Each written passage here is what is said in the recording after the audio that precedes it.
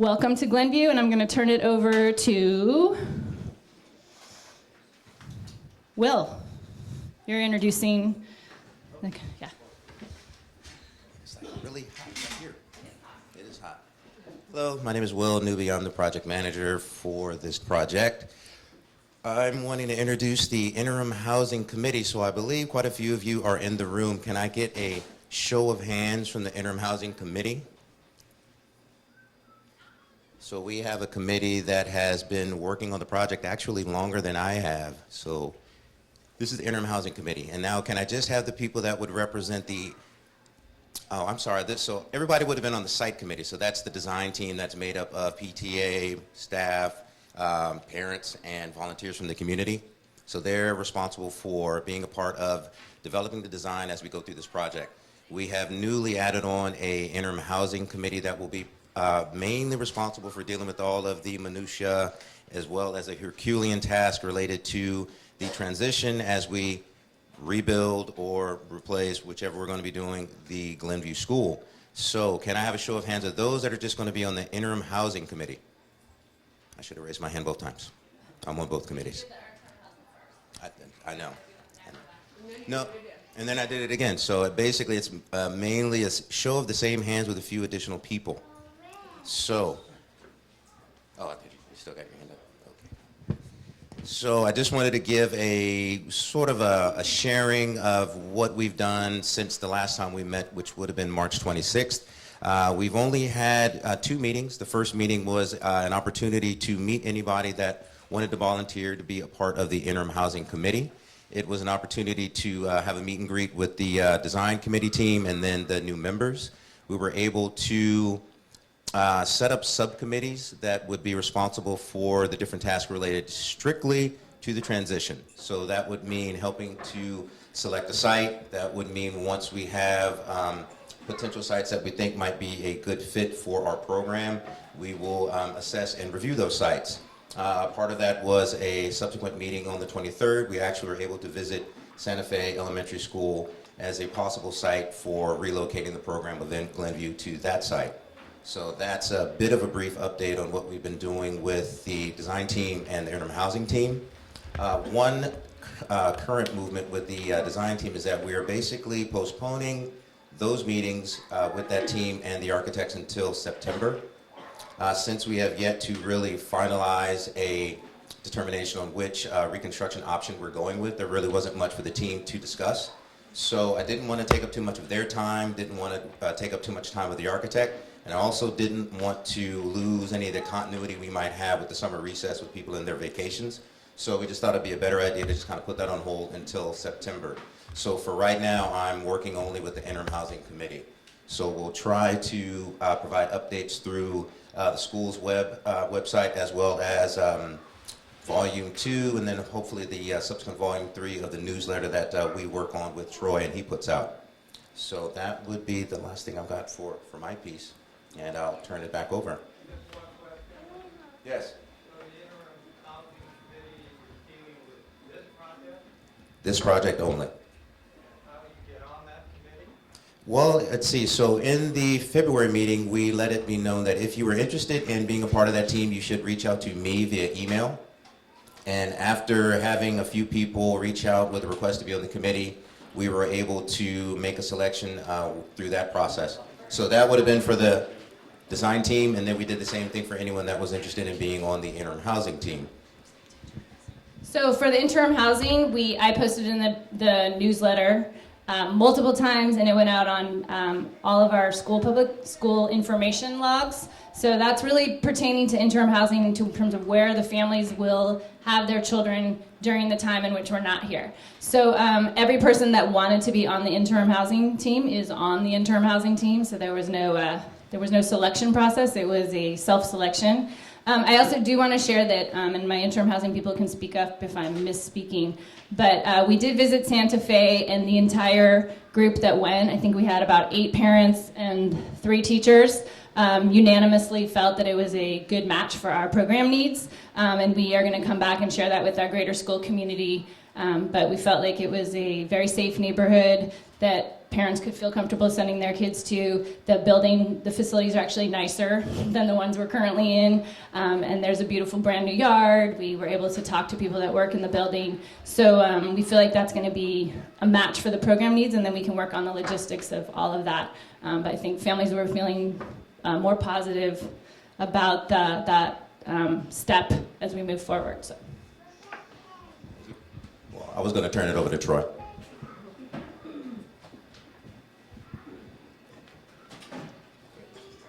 Thanks, Will. Also want to thank all of you for coming out. I'm sure there are a lot of other things you'd rather be doing on one of the nicest days of the year. But I do appreciate you attending this third meeting about Glenview Reconstruction. Won't recap everything that's happened to date, but just want to give a little summary of what happened in the previous meetings, so it's a little bit easier to jump off into today's presentations. At the most recent meeting, we had a lot of people who came together sort of under a cloud. As you know, it's been a somewhat contentious process and there's been a lot of confusion. But I think the last meeting was illuminating because we had both sides, the people who are preservationists making their account, as well as the people who want to move quickly to a new building, giving their side. And I think what was valuable from that is that we were able to get past this binary demolition or preservation to some sort of third way or a hybrid method, or at least that's what we were able to envision, because once we had each side speak about their position eloquently, I think we were able to get past an either or, and we were able to sit down and have a very encouraging meeting with members of the Art Deco Society and also the Oakland Heritage Alliance earlier this week. And out of that, I think we established a foundation for how we can preserve some of the key or signature elements of the current building, and while still allowing for a new construction on much of the property that will provide for the type of 21st century learning and safety that everybody wants. So there's still some work to be done in that area, but we've laid the groundwork, so I'm more optimistic now than I have been at really any point in the past. So now that we've kind of set the tone with that, I'd like to hand it over to Tadashi Nakatagawa, who's the Director of Facilities for OUSD, and he'll go through the process of how we got to this point in terms of the project development. Thank you, Troy. So just to recap sort of how we got to this point here, for anybody who hasn't been through this numerous times here, last year we engaged in a competitive selection process and hired HKID Architects as our architects for this project, and they were tasked with first developing the program and master plan for this project, which they did over last spring and summer. And that master plan included a thorough structural analysis of the existing building, a thorough analysis of the needs for your program for a newer renovated facility, and interviews with staff, interviews with students, interviews with school community members, and we then started planning for the construction activities, which we had originally hoped to start in summer of 2015, but over I guess this winter, and then we got an official email from the city in last month that said that their staff person who is responsible for the cultural resource designations of facilities in Oakland felt that this site should be evaluated for whether it met the level of cultural resource. So that is an element that requires a whole CEQA process. And just so you know, otherwise this project would be what would be considered an exempt project, because we aren't increasing the capacity of the program, and whether we rebuild or replace, we're basically replacing the existing student capacity here, and therefore under the California Environmental Quality Act there is no secret requirement. But the one exception is this evaluation of cultural resource. And so now we are in the process of hiring a cultural resource consultant, and that item will be on the second board meeting in May, and we'll be able to then get an official opinion on that, and that will then drive the development of the site. So that the outcome of that is an opinion from the consultant as to whether this building rises to the level of being considered a cultural resource. And I'll get to your question. And then if it is, in their opinion, a cultural resource and the board agrees with that, then we have to follow at least some of the CEQA process in terms of it's considered like a focused DIR, and we have to come up with mitigations for that. If it's not deemed to be the cultural resource, we're free to pursue whichever. Okay, so CEQA is the California Environmental Quality Act.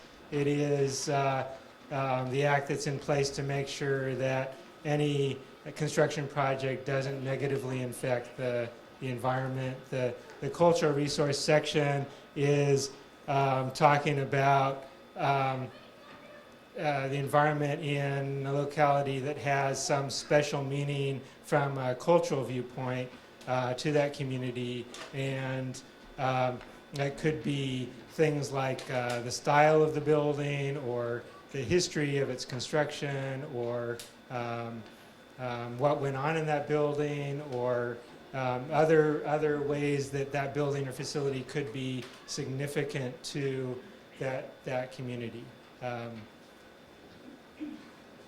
So that's basically where we stand on the project, and we are prepared to move forward very speedily when we get the results of that study. And I think with that, we'll go on to the next piece here. Yeah.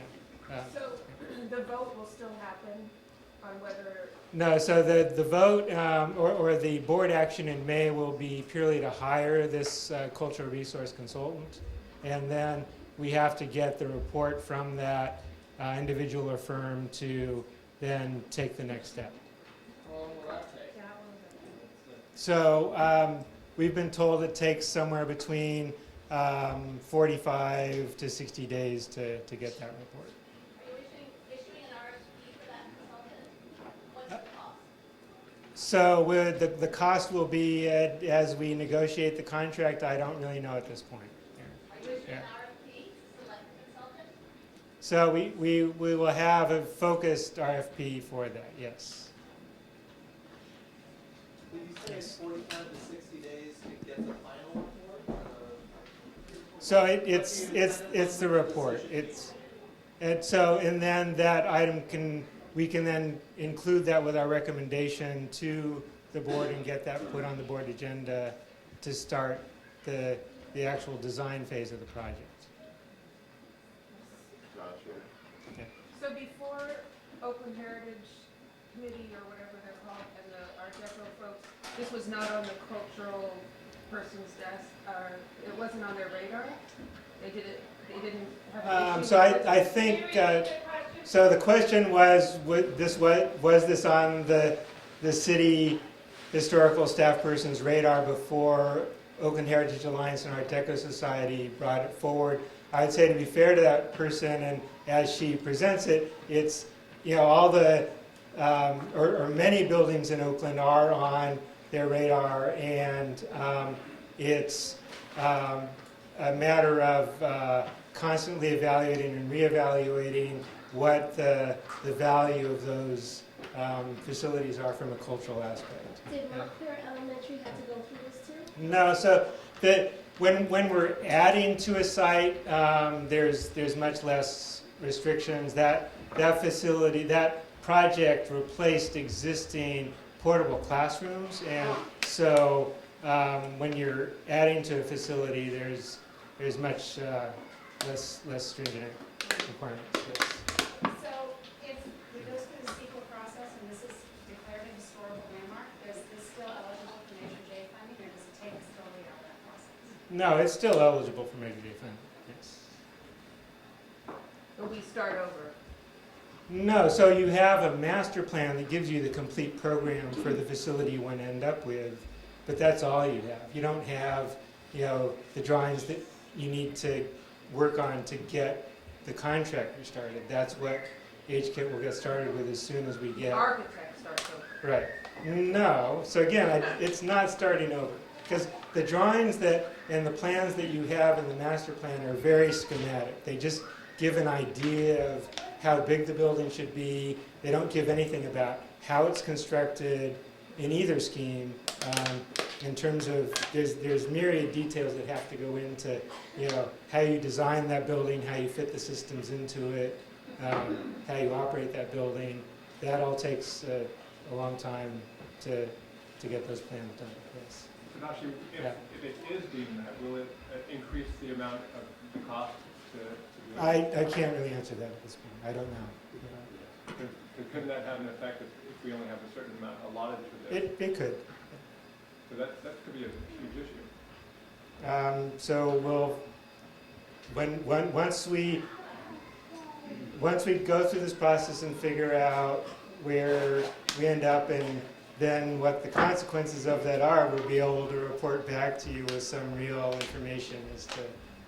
Actually, sorry. Yeah. The length of the modified EIR, Sorry. how long do you think of the modified one? Is it? Yeah, a limited EIR won't take that long, but I don't have a good data. And in some ways, that can proceed concurrent with design, because once you know what sort of category of project you're in, you can make certain assumptions about how you have to proceed. Sorry. No, this guy's first here. I'm just going to ask you to please Yep, stop sorry. using so many acronyms. Okay, I'm all right. using a lot. So, sorry. So what are the acronyms? I don't even hear them, I'm sorry. I know you don't. EIR. Okay, EIR, Environmental Impact Report. That's the primary document that Okay. most projects produce to get through the CEQA process, yeah. So, I don't understand. I'm sorry, were you calling me? No, yeah, yes, sorry. I don't want to speak out of turn.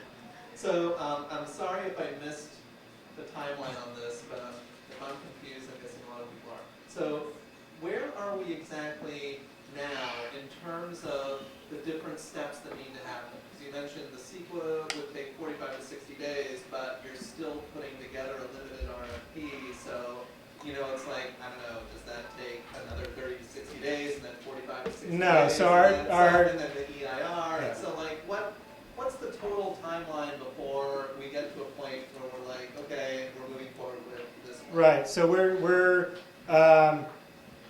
trying to get onto the May 25th, I think, board agenda, and with the selection of this cultural resource consultant. That will then allow that firm or individual to start the process. So, like saying maximum of 60 days after that, we'd get the report and be able to put it back on the board agenda. So that's like August. And that, depending on which way it goes and what assumptions we can make out of that, it might still be possible to start the design process in September when we're now saying it can still be started. And would the EIR be part of the CEQA, the 45 to 60 day CEQA process, or is the EIR that would happen in conjunction with the After, design phase? concurrent with the design phase. Yeah. In the back. Yeah. She haven't posted the letter from the person from the city of Oakland. She posted on the website.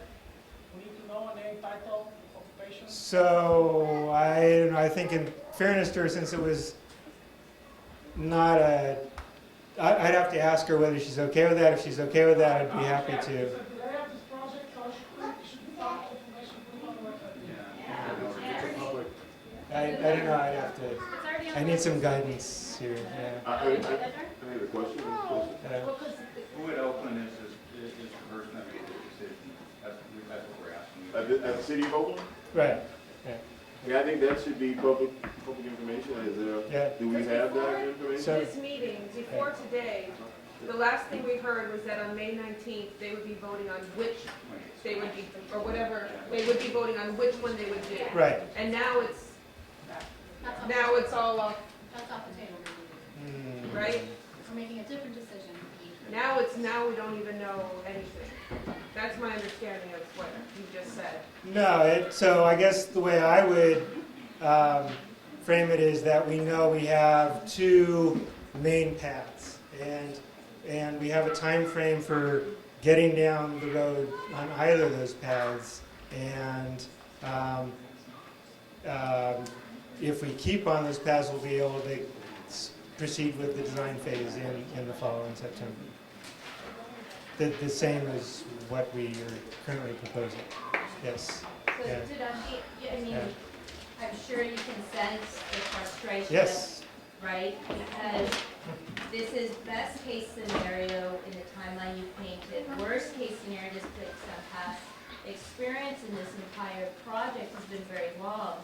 It was in early 2011 that we began conversations with the district and with Noel Dio, starting with our portables. And here we are, a little over 3 years later. We've made some progress, and not to take away from progress, certainly, because we have the architects here, we're having a conversation, but we're still talking about more delays, and how much longer is that going to go on for? I mean, it started off with the portables not being safe, right? And they're still not safe, and then it was deemed in the assessment of the portables that actually, from the seismic reports, it's the main building that is far less safe, and our kids and the teachers are still in these buildings. And now we're talking about going on 4 years before even construction starts in best case scenario. So I think the central question is how much will these changes to the process delay the ultimate completion of the project? So I'll let Tadashi answer that. Then I want to wrap up the questions because we have an hour in the agenda allotted and we can come back to these pressing issues then. So Tadashi, if you would talk about how much this will push back the completion of the project. And then after that, I'd like to ask Naomi Schiff to present for the Oakland Heritage Alliance. Thanks. Yeah, so as I was explaining, that we still think that we can keep on the schedule that we've published in terms of starting the design this September, completing that design over the next, I guess, 6 to 9 months, and then submitting it to DSA in time to start construction in summer of 2016. So, and that's what our plan still is, and that's it's still entirely feasible with the issues that we're dealing with. Begin construction 2 years from now. Yeah, so that's and that's the date that we put out, I guess, in January. Yeah, right. Let's hear from Naomi and the historical people and then come back to this, because I'd like to hear why they're delaying this process. And where's Naomi Schiff? I'm right here. Let's hear it. Sure. Well, I'll wait until. Yes. No, I just wanted to respond to what was said earlier, and I think, I appreciate the fact that, there was a small group of people who, did talk about this, quite some time ago. But the problem with that is that it was a very kind of closed and small process, and now there's a lot more knowledge of what's going on, and there's a whole lot more people involved in this. And so you're bound to, have, someone else's opinion, put out there. So, it's not to say that, you don't have a fair concern, but now it's an open process. There's a lot more of us involved. There's a lot more, different opinions, and everybody needs to have an opportunity to express those opinions. So You know, and I think that, you know, the district has been moving toward that. Respect. You know, yeah, remember this is a, yeah, respect. We don't, come aside. You know, we're just here to, you know, hear each other's concerns and move us forward. And I think that, you know, you need to, you know, open up your minds and your hearts to other people's feelings about this too. Can we move on with the agenda so everybody can speak? No, there's a specific agenda and it comes later for the comments and question section. You have been talking up there continuously. I have not been talking. Let's let Nancy. So, you know, nobody back here has been recognized or had a chance to ask you Yes, questions. yes, they have, ma'am, and you said you had a question. Do you have a question? Because I'd like to hear your question, very much. I'm responding. I'm not concerned. Naomi, would you step forward, please? Thank you. Hi. I've lived in Oakland for 40 years, by the way. I'm not a newcomer.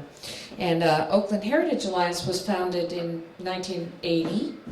And we bring you City Hall and Fox Oakland, among other buildings, that we were really involved in trying to keep standing.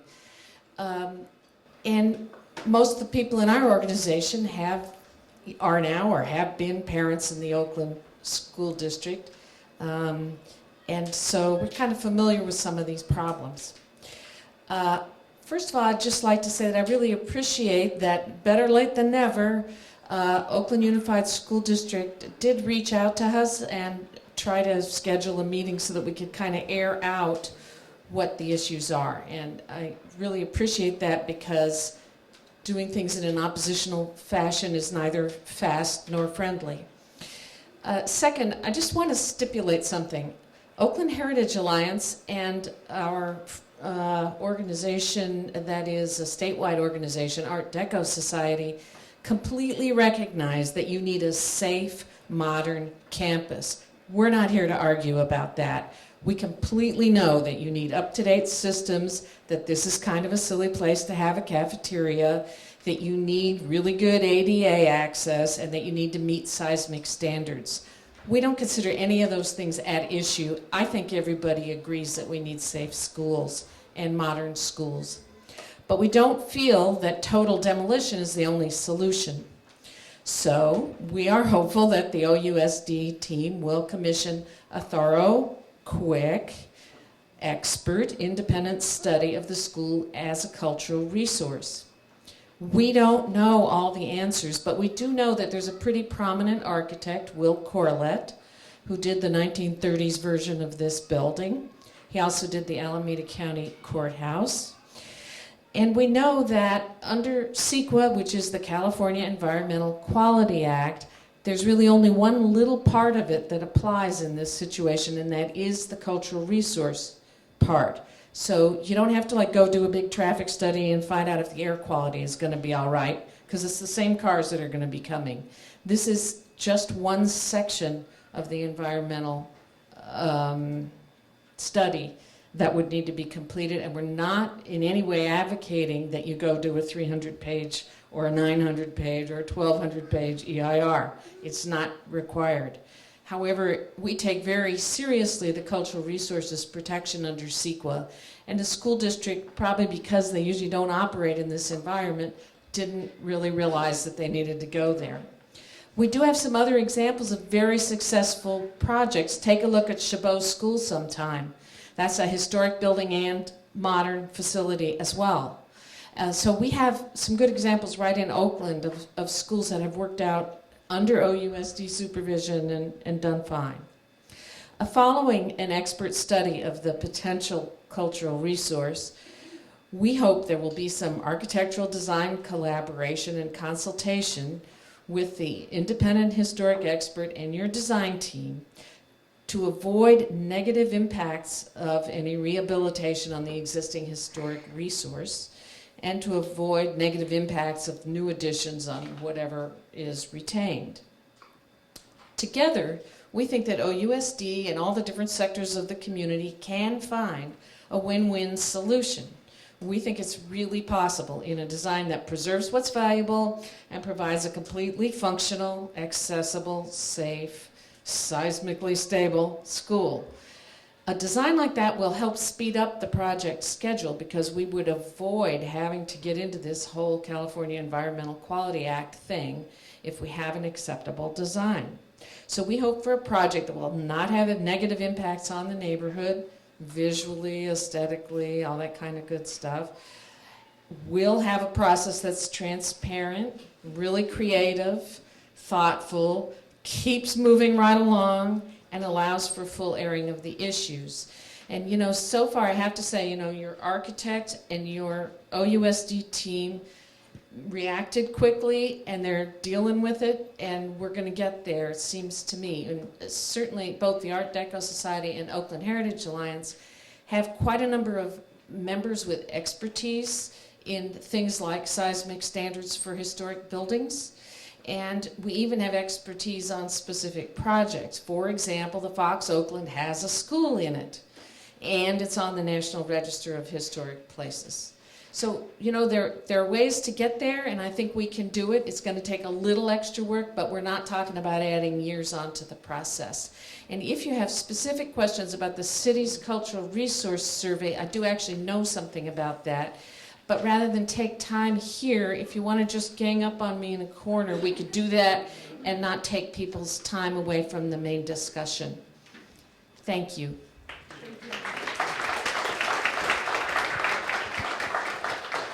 Thank you, Ms. Schiff.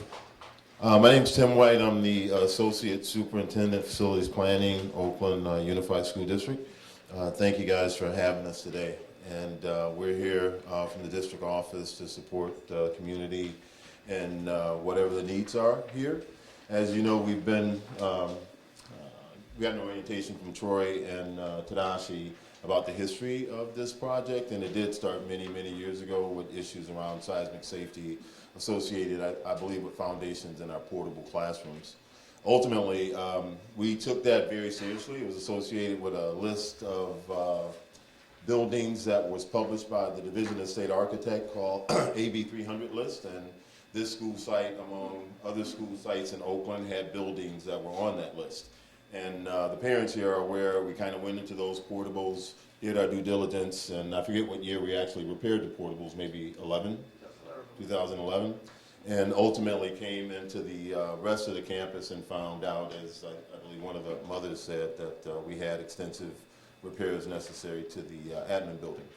And so obviously for us, we're interested in more than just buildings. We're interested in education, and we want to make sure that what we build is conducive for our kids and this community to be taught in, right? And they have to be taught in a fashion that makes them competitive internationally. And so that was our approach to this project. That approach will not change. We want to make sure that we build the best possible school here.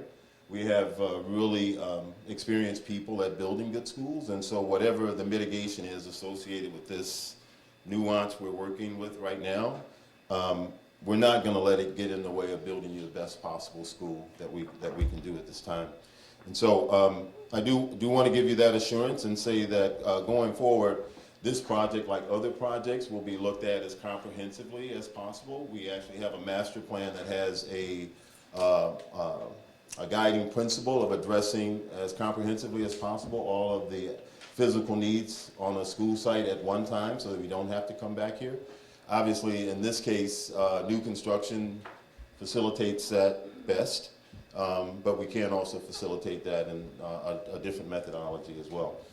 I think given the controversy of where we're at right now and what we want to accomplish, we're kind of running into some pressures between finalizing what the actual scope would be, rebuild or repair, and obviously the schedule pressures. And so I think it's most important to understand kind of like what the process would be for decision making. And at this point, as we said a little bit earlier, we approached this initially as a replacement based on the cost analysis and the information that was presented to you a little bit earlier by Tadashi. And obviously now we've taken a second look at it as well. We'll continue to take a look at it with the cultural specialist that's being hired. And ultimately, this staff will come up with a recommendation that will be issued out to the superintendent and to the board. And we will be asking the board to take action on that recommendation, and ultimately it will be a board action that makes the final decision with respect to what action we take out here, whether it's renovation or replacement. And obviously, you guys elected all of the board officials, and you are who we want to serve, and so we encourage you guys to make your voices known. Rosie Torres, who's your actual board member, is tremendously supportive of this project.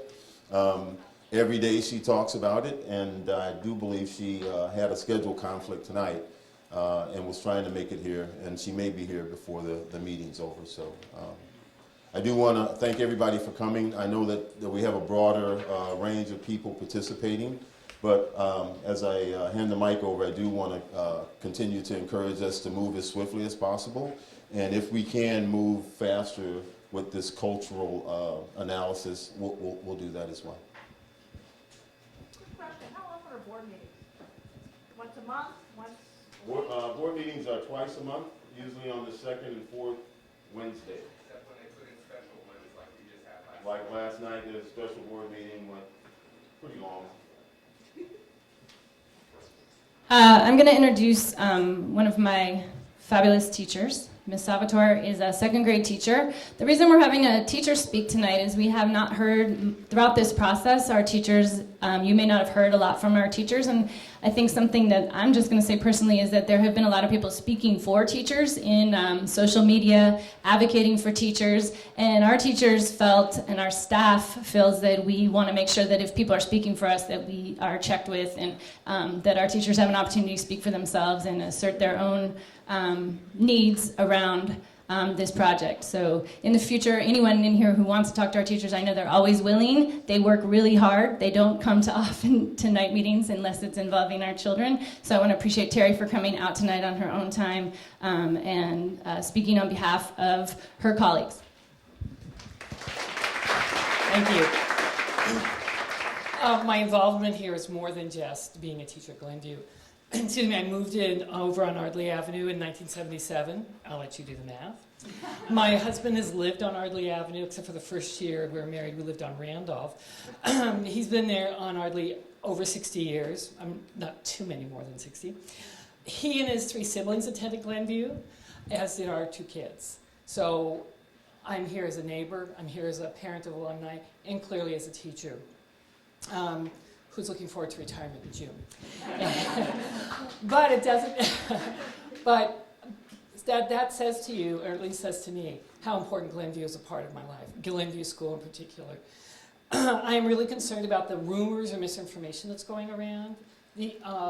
One of the social media said that money should be used for teachers' raises. Now, don't get me wrong. That 1.5% raise we just got for the first raise in 10 years, we'd love to have that bumped up. However, these funds are come from a bond measure that we as Oakland City residents voted for. It can only be used for refurbishing, remodeling, etc. for schools. Let's talk about why we teachers really feel adamant that replacement is important. I haven't had a conversation with any teacher, staff member, after school program, etc., that has said, oh no, we should not replace the school. We have, I'm sure you've heard about our issues with excessive heat. I have one of the classrooms over the boiler. So from like October through April, I walk into my classroom each morning, it's 85 degrees and the windows are open all day as the heat just pours out, because that's needed to take our kindergarten class above 55 degrees. So for hours a day, we are just throwing our gas money away. We have very small classrooms for our class load. A few years ago, we had 20, we're back up to 30, and there are goals of reducing our classrooms. Goals are really nice, but there's nothing saying we're going to reduce them, and state mandates much larger classrooms. You really can't, in the shell that we have of our buildings, increase those classroom sizes. There's also issues about step sizes as far as stair risers. Younger children have to have smaller stair risers. Older kids can accommodate larger ones. Our school has the same stair rise at each floor. You know, I hear talk about the 21st century.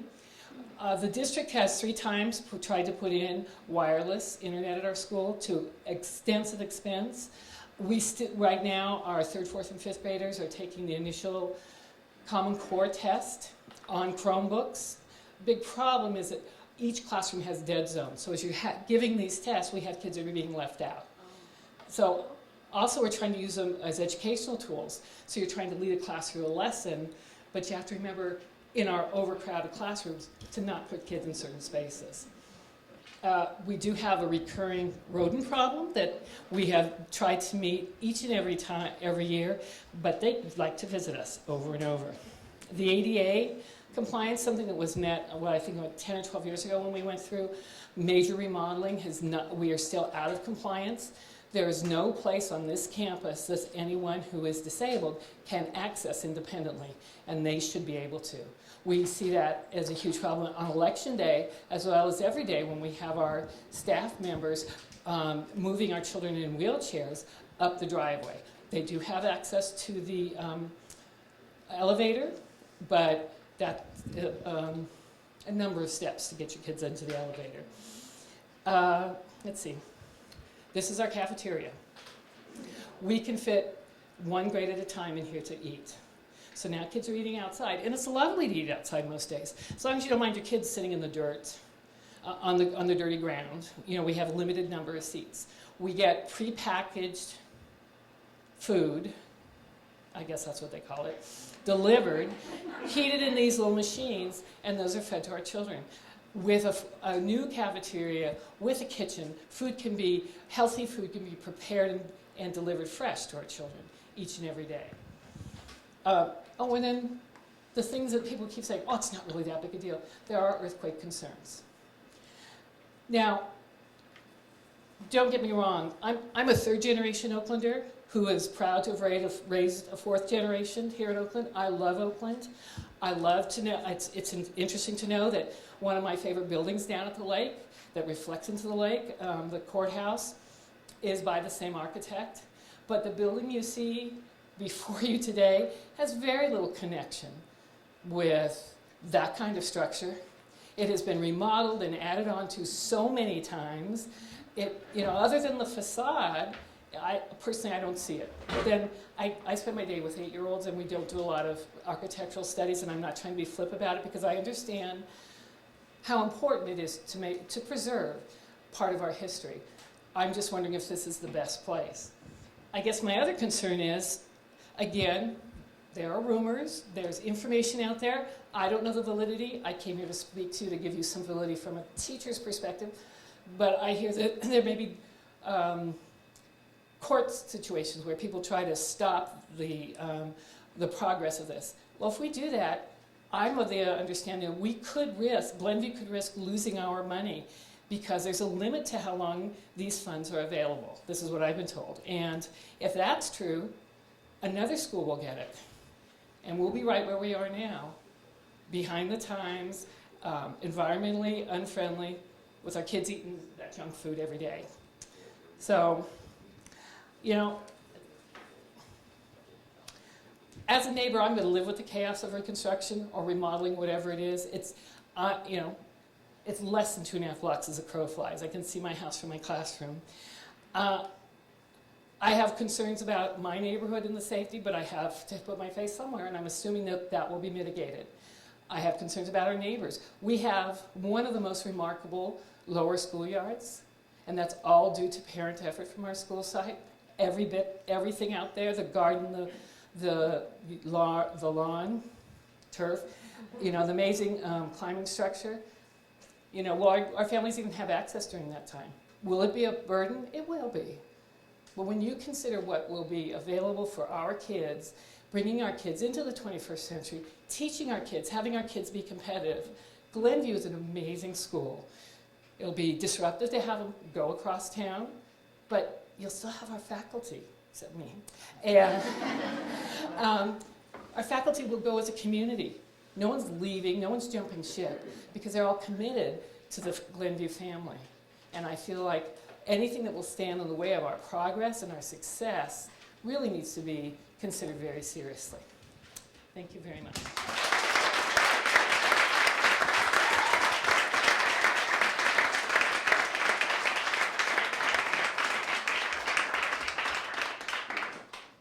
Our next speaker is a student who wanted to speak tonight. We also, as I said, we haven't heard a lot from our teachers and we haven't heard a lot from our students, and we are the folks that live in this building every day. So I think it's important that we all get a chance to hear from the people who live here. So Max, come on up.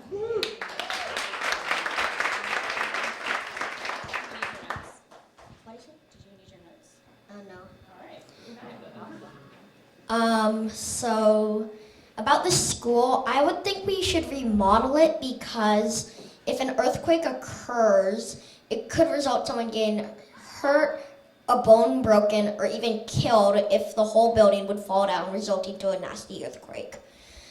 Also, the temperature is too hot in the whole school, technically speaking. So in the summer, like right now, it's too humid and I'm pretty much overheating and I want to die, basically. It's so hot.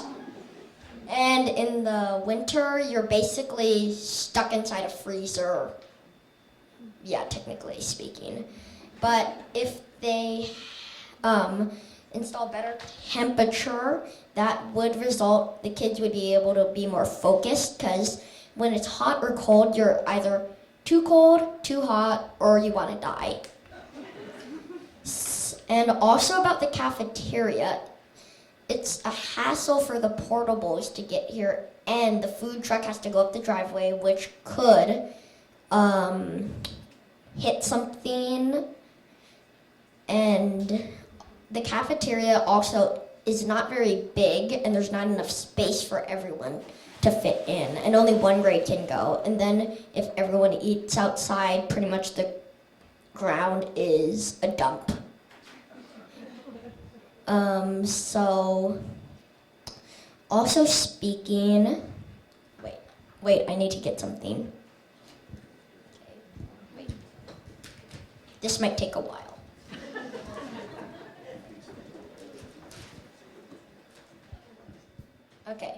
Okay. Also, like Ms. Salvatore said, the Wi-Fi connection is not very good. So the Chromebooks and iPads, which we are currently using to do programs, it is not working very well and it takes too long to download, and the Wi-Fi connection is not strong, so if you're in the middle of doing something, it pretty much gets shut down when you're about to get like 50 points on something, which is a drag because that happened to me once. And in the future, our school will use more technology like other schools are using. And if we don't have good Wi-Fi, we won't be able to use the electronics. Also, the classrooms are too small. You're pretty much crammed inside a bathroom, it's so small. Which is not very good because you're crowded and crammed and not enough space for everything. It's so crowded, like only one person can walk at a time.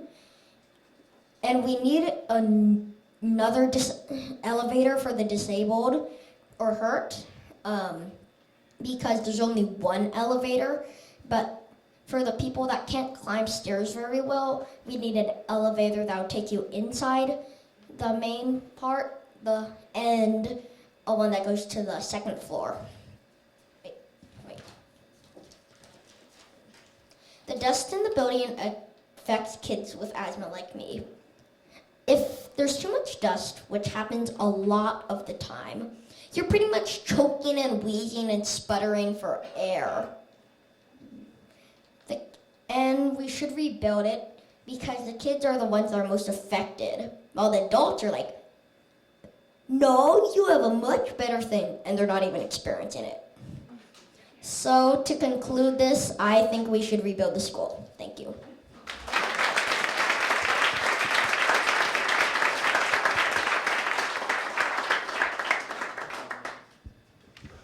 So now our architects will go through the master plan and some of the thinking behind the work that's been done on the Glenview project. We won't spend a long time on this because I recognize many of you were here at the last meeting, but we will speed through it and then we can get to the questions.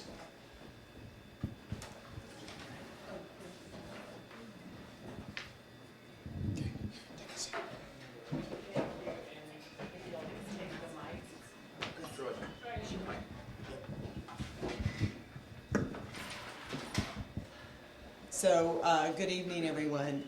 My name is Dara Youngdale, and I'm here with Jeff Evans, and many of you are familiar faces, but you aren't all, so I am looking forward to working with you over time as we develop this great project.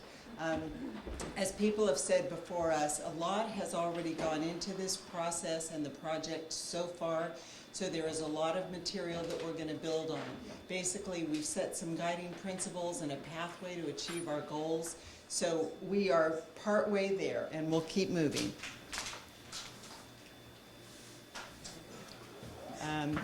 First of all, we have gone through a master planning project, and the purpose of this was a really open-minded process to look at whether or not we should keep the existing buildings or build new. We are responding to AB 300. For those of you that don't know, that is a listing that shows that there are buildings that have deficiencies seismically, and so they're on a list and they need to be upgraded or replaced.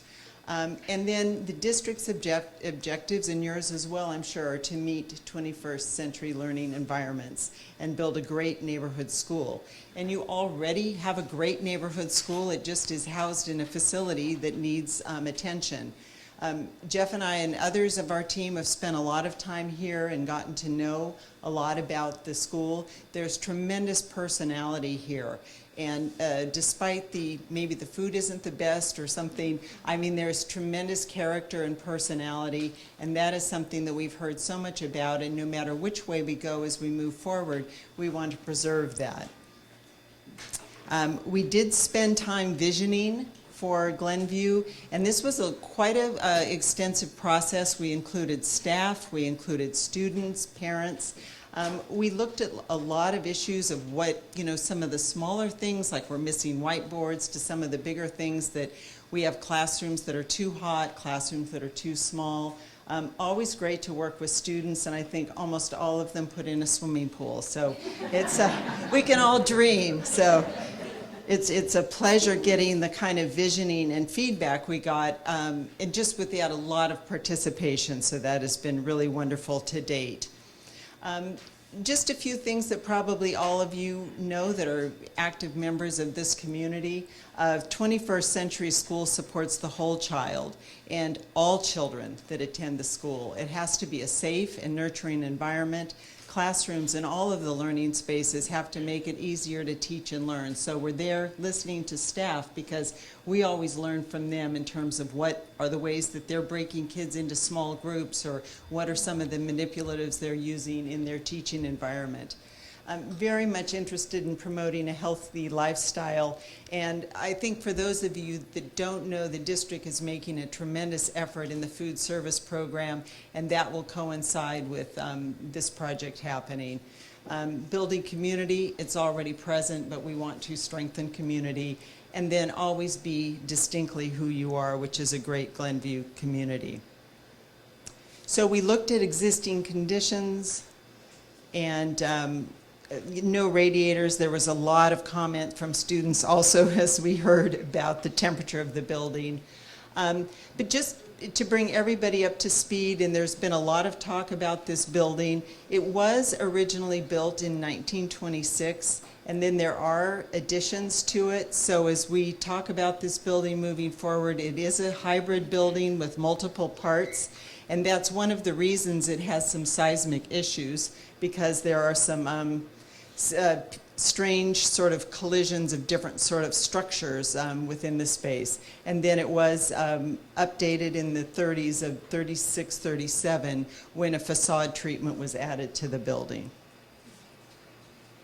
So as I said, we looked at two very different options and very open-minded about how we could approach this. And one option was to keep the existing building, which you see from a bird's eye view. We're about over in here right now, and then do an addition where we built an addition here and possibly here. And again, as this is pointed out, this isn't a design, it's a placeholder. So it's showing what the elements are when we program. It means we've described what the pieces are and how they might go together on the site. We pay very close attention to zoning, what should go next to what, to make sure we provide a safe and well-functioning school. And just a diagram of that. This again is a bird's eye view of a plan. This is the existing porch and entry. This pale yellow is all existing building. So in this case, we're looking at keeping the existing building, but building a classroom wing where the portables are, keeping the existing multi and adding space because it's too small. A couple of things to point out that we think are important are some of the access pieces. So the school is partially accessible and a lot has been done to make it accessible, but to make it fully accessible, we have placeholders here for some tower elements that would hold lifts and possibly elevators to get us up to the building. It's quite high. It sits elevated up from the ground quite a ways, as you all know, that carry things up the stairs. So we just know we'd have to really look into elevators and getting people into the site. Another diagram here just shows some of the issues that we've been concerned with. One is that the food truck would come up around and deliver food to here, so use a large part of this blacktop area. Trying to keep all of the admin here, but a bit disjointed to cover all of the needs. And then again, this access way would be, as we see it now, you come up, do a lift, move around the stairs situation, and possibly an elevator right here that if we did retain the building, we would have to pay close attention to in terms of facade. And again, ground floor and second floor essentially remains the way it is with minor changes just to make sure everything functions correctly. The second project that we looked at was an all-new replacement scheme. And so this isn't a hybrid that's been talked about, but a look at all new.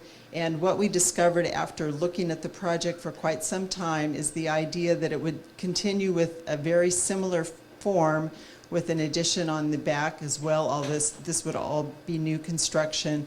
The idea that the two-story space would be here, kindergarten here. You know, so many factors in design and in placemaking. Very concerned about neighborhood sight lines and views and preserving those to the extent possible. This is a look from the front with the idea that we might pull the building a little bit forward, keeping the big trees, keeping the circle, but the idea that we might be able to move the whole building somewhat forward to gain maximum area in the back, and then a look at possibly putting the main entry on the side versus this location. So again, a placeholder in terms of a master plan diagram. And the plans are shaped like this with the major entry here, kindergarten moving up to the main court. In this scheme, we can just have one elevator that serves the entire building, multi-use here. And in this case, accessible entry points here, and this would become an accessible entry as well on grade, and an elevator here that serves the entire building. In this case, we're putting food services and multi to the north of the project or the site, and so food truck delivery is just along the back side. Oh, in this case, I don't think I pointed out before, a library would be here right at this new front porch. Ground floor, upper level. And then we were asked to just form a list, in which we did, of what we thought about the renovation addition options. And when we looked at the renovation option, I didn't say this, I don't think. Part of this exercise was to look at costs. And so we did extensive research in terms of seismic upgrades, mechanical, electrical, both for a renovation option and a new option. And so certainly the building can be renovated, and it's an expensive price tag. It is less expensive than all new, but it's somewhere in the neighborhood of $22 million. And one of the pros is that it retains the existing facade. Some of the problems that we found when we looked at a pure modernization was the classrooms are undersized, there's some circulation and continuity issues, the access, as I pointed out, is pretty complex.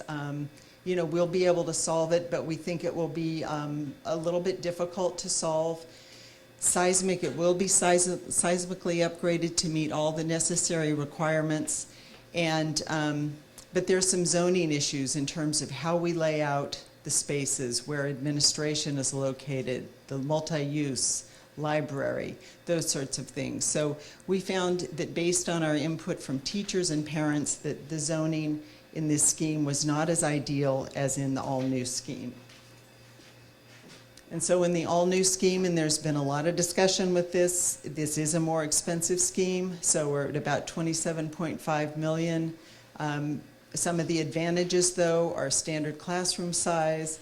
The seismic system is designed at this point and priced to be very, very robust. So state-of-the-art building system, and it will be in great shape if there is a catastrophic event. We never like to tempt fate.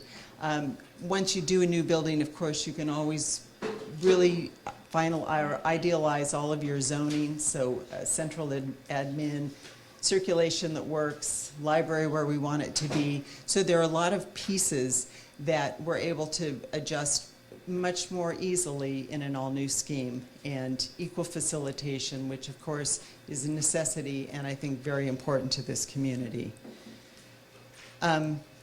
In both options, though, I think everybody does realize this. We will need to vacate the buildings. So it's not, at one point early on, there was the question, could we stay in the building? Would that eliminate the need of temporary housing? It does not. For the safety of everybody, we do need to vacate the building. There will be a need for interim housing. And in both cases, it will take a while to build these buildings. So there's not one that's probably better than the other at this point. So that's where we stand now, and again, I just want to say that there's been such wonderful participation, and I think as long as we go back to the guiding principles and goals, no matter which way we go, we have a tremendous amount of work done that we can use moving forward to build the best possible school for your community. I'll turn it back to you.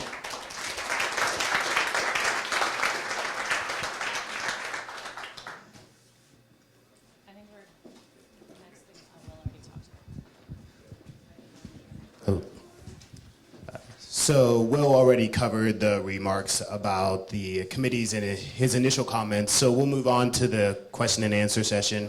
We'll divide that into two segments. During the first section, I will read the questions that have been submitted on the cards and present them to the panelists. Then during the second segment, we'll have an open mic where people come up and make their statement or address the panelists directly with their comments.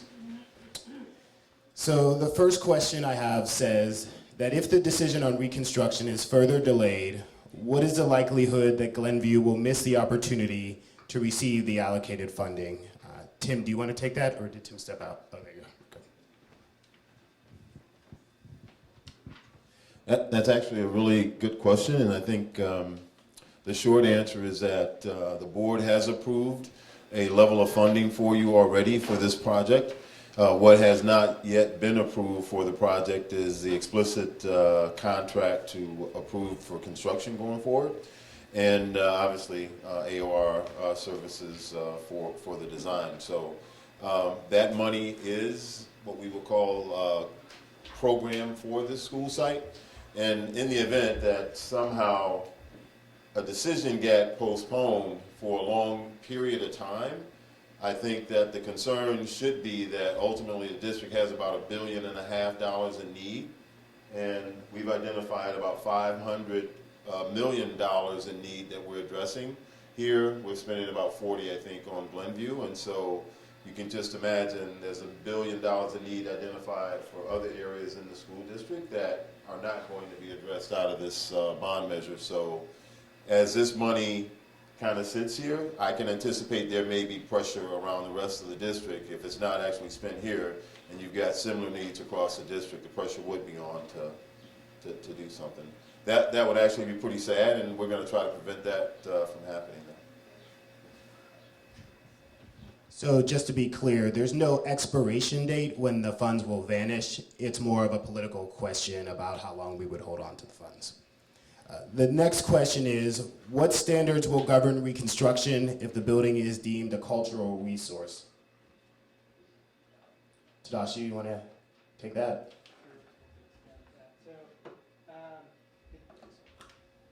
It all depends on level of cultural resource it gets designated to. The most extreme level would be if we're have to be under the state historic building code for any reason, for any part of the project. But anything short of that, it's the same structural safety requirements that any other school would be under. Yeah.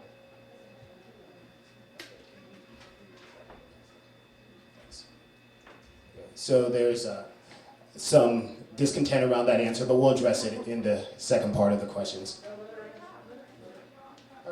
Okay. The State Historic Building Code is misunderstood there, or I mean, Tadashi probably understands it, but I just want to explain what it is. The State Historic Building Code, if a building is considered historic under CEQA by the state, all it means is that you can use equally strong, equally safe construction methods that are non-standard. But the Department of the State Architect still has to approve it, so it's still under the same safety requirements. It cannot be less safe. That is not legal. But it does allow you more leeway, and sometimes that's very helpful when you're dealing with a weird site or a funny building. So it allows you to with your structural engineer, look at the plans, and if you have to do something in an unusual or more creative way, you can get it approved. That's all it means. It does not represent any lessening of the safety requirements of that building, which are very stringent. As you know, the Department of the State Architect is the big authority on that. Thank you, Naomi. The next question is, will the additional escalation costs that result from delaying the start of construction come from the construction budget? That's the only money we have, and so if we have to escalate, it would have to come from the budget. I think everyone heard that, but yes, the money would come from the budget. The next question is, who is the person at the city who made this determination? And Naomi, you can correct me if I'm wrong, but I believe it was Betty Marvin. Is that right? I better explain that too. Okay.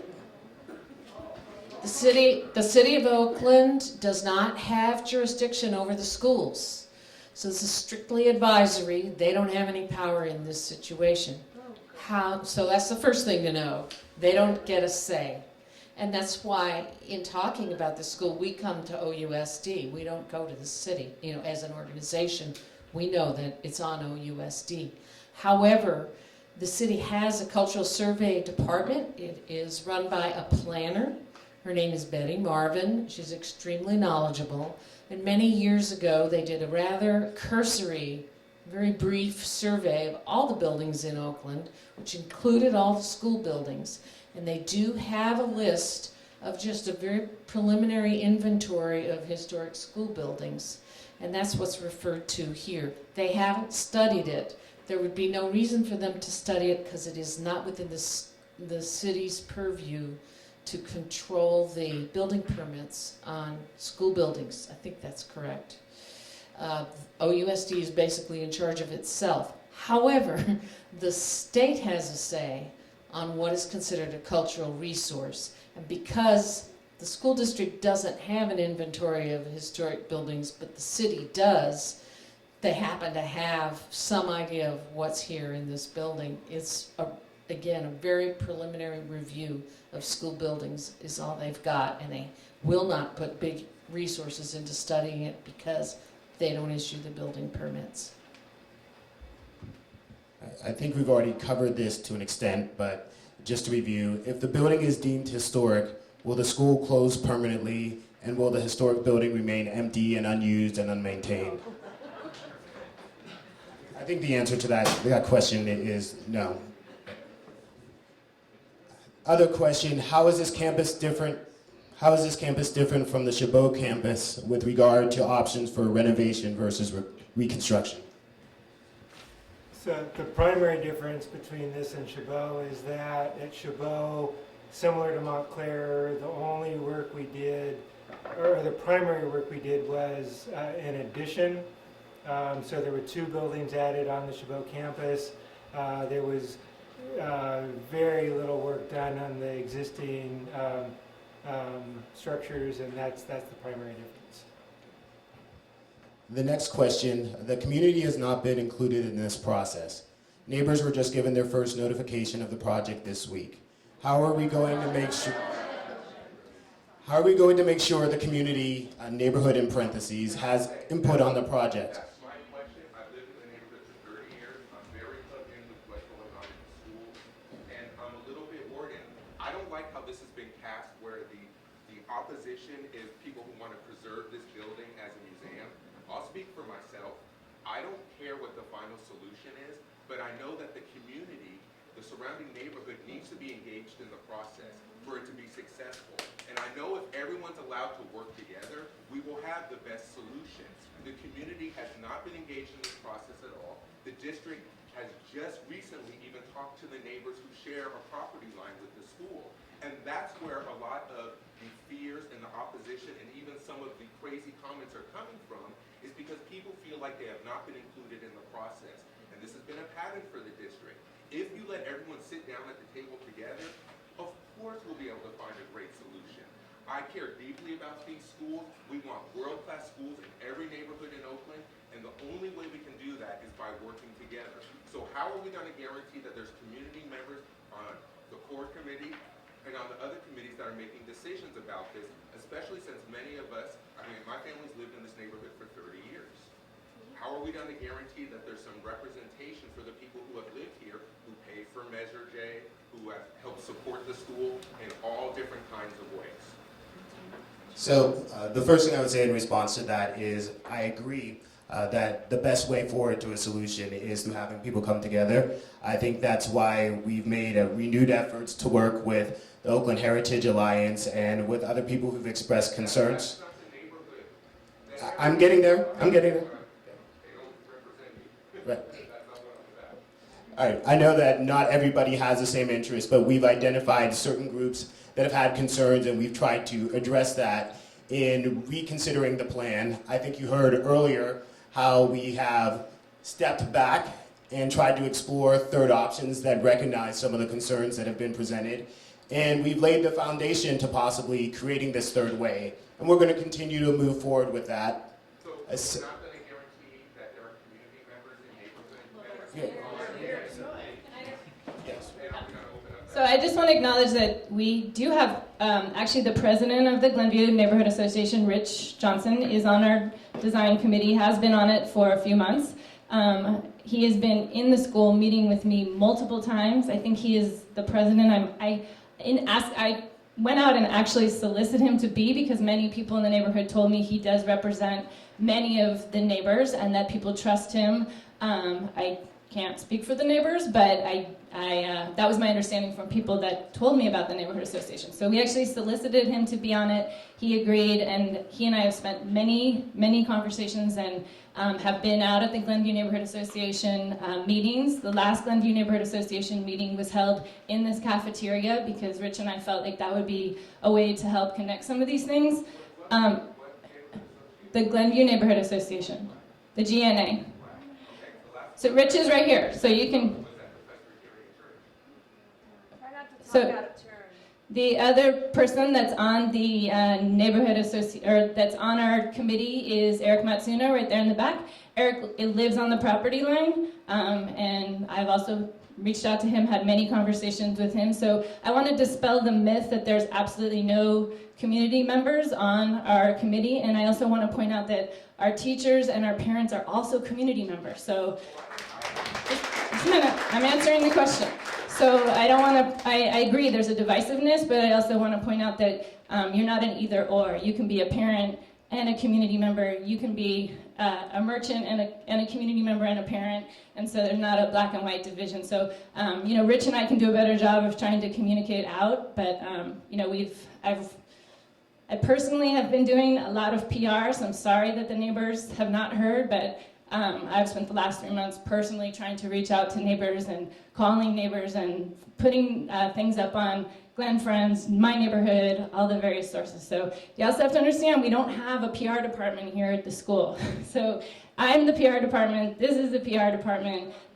So we, in terms of reaching out, we need your help as well to help bridge that. I would love to help, but you have to engage us early on in the process so we can be included in something. That's the whole point. Right, so just to finish responding to the litany of questions that were posed, we acknowledge and we apologize profusely that at the beginning engagement was not adequate. I say that without question. It wasn't broad enough. It was focused much too narrowly on the people who attend the school or whose children attend the school or people who work at the school. And that was a mistake which has created problems and it's created some of the complications that we're still working through today. But I think since this issue has been raised forcefully, we've been trying to make amends. We've been holding these public meetings. We've created a website. For instance, you could go to the website now, look at the master plan, view all the documents. You can actually see a video recording of the last meeting if you want to. So all the information that has been developed during this process is there. Chelsea talked about the outreach that she's doing at the grassroots level with the community. If anybody has a suggestion for a way that we can broaden input, I'm open. So my name is Troy Flint. I'm in the communications department. All my contact information is easily available via the website. If you feel disenfranchised and you have a suggestion about how to remedy that, call me, email me, and we'll talk about how we can get you more involved.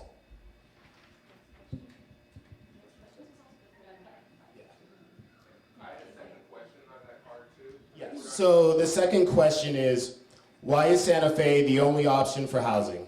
Is Glenview a priority before a Prop 39 giveaway? So is Tim still here? Why don't you come up and explain what Prop 39 is for the general audience and then talk about why Santa Fe is in the picture. Proposition 39 is actually a requirement of law that public school districts make available on an annual basis upon request space to charter schools. And so each year we have the requirement of accepting what turns out to be, in some cases, a litany of charter school applications. I think the most, last year, one year, maybe I think about up to 24 charter school applications for facilities. And so those applications are for a 1-year duration only, and we have an obligation to respond to those applications. So I believe the question posed was associated with whether or not Santa Fe would actually be offered to a charter school.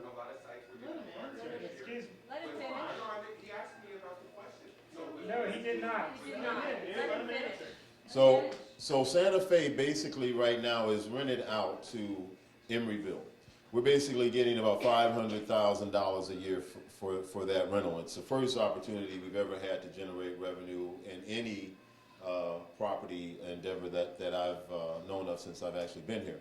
We actually value Santa Fe as a property, and we don't believe that that should be a property that goes to a charter school. We think it anchors that border of our city, and so we do want to keep that school.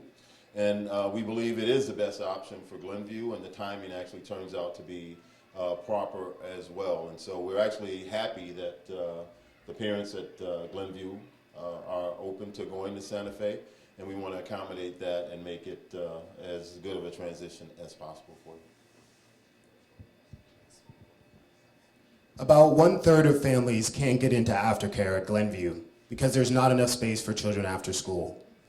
Will either option allow for more students to stay in aftercare? So both options in the master plan provide the same amount of space, so there's really no difference in between the two current schemes in the master plan. So that the programming of the school and what rooms are allowed to be used for aftercare, and whether those are exclusive aftercare facilities or not, those are sites that are made by the school and will continue to be made by the school. So that's an issue you'll have to work through as a school. If the issue is retaining the external character of the current building, couldn't the new building echo or give a nod to the 1920s style?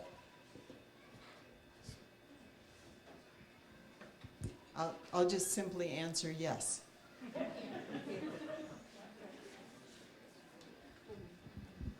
Regarding the CEQA process, if the project is further delayed because of this, what is the district's plan to ensure students aren't sitting in an unsafe building even longer? Basically, if CEQA delays the process, how are you going to make sure kids are safe?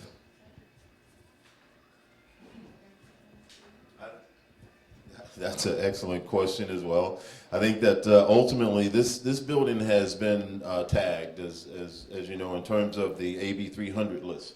And so we have an analysis that was done by ZFA Engineering, which is actually one of the structural engineers that was hired by the Division of State Architect, which is the authority over all schools, facilities in the entire state. And so we did an analysis, and that analysis did find deficiencies right here. But what we did also find was that the deficiencies here were not such that they pose an imminent hazard, right? And so it is something that we have an urgency to do, because obviously we don't want to experience an earthquake of some magnitude that actually demonstrates how the three different sections of this building may or may not perform. And so there is that urgency, but there is no imminent danger as it is actually defined at this time. What's the definition of imminent danger? Imminent danger would be of a magnitude of some quake, seismic activity of some magnitude that would actually cause an unpredictable seismic movement and on the property based on the construction that you're looking at. I'm not sure exactly what you mean, but can I just ask, has you've done an analysis that there is a risk? Has a risk analysis been done to determine, like, if a 6.0 hit on the Hayward Fault, what would the damage be to the building? You know, has something like that been done? I don't. There's a kindergarten class that's in the basement right now. So add that factor to what he just said. So I can't answer that. I know that's a highly technical kind I'm of. just asking if it's been done. I'm not saying. No, do you know what the answer is? I'm saying, has the district. We have done a risk assessment. I'm not sure if it went to that actual level of detail. Okay. Can an architect speak to a third option, which might not retain the entire existing building, but does retain the facade and visible modern features? Sure. We are here to service you and to service the Glenview community, and what we need to do is have the district establish the parameters and the guidelines for that, and I think they have really listened to some of the issues right now and are going to hire a consultant to look at what the requirements are. Whatever the results of that will be, we can respond to that and look forward to whichever direction we're directed to go. Thank you. Sure. And I know this is kind of an add-on to the question, but I thought it was really informative, the meeting we actually had with a gentleman named Lynn Harrison from Art Deco Society, and he actually, a very intelligent guy, architect as well, met with Naomi and staff, and he actually has gone through the entire site. He's done an analysis of the plans and looked at the site, and he said something I thought that was pretty informative, at least offered as much information as to date that we have on this actual building and what may constitute some type of cultural element. And he identified two elements, and that was kind of encouraging given the type of time he invested in the analysis. And the two elements he identified were obviously the facade, and the other element was the La Cresta wing, where I think there may be one or two classrooms there, right? And so that does give hope to both sides, right, in terms of which methodology we may approach for the scope. And so I just wanted to put that out there right now because we heard it very clearly from a person of authority in our meeting, and so it's a piece of information I think is valuable for our parents and community folks. I think what Mr. Harrison communicated is that there are a number of different parts of the building that were built in different eras. Not all of them are considered historically significant, but the parts that were built, I think, in 1938, the facade and the La Cresta wing are the one which he is most concerned with preserving. So. Which classrooms? Good. Yeah, the one with the round. Not that's not the Cresta wing. My understanding, and I might be the architects probably know, the rotunda where Miss Collins' room is actually added later, I thought. Jeff? That's part of 37. Okay. I don't know. Are you planning on changing the grade or elevation of the building? One of the thoughts we had was to actually lower the building about 5 feet. For a couple of reasons. One is it would make the building more accessible, and as you know, right now it sits up on a bit of a plinth and it has some sub-basement space.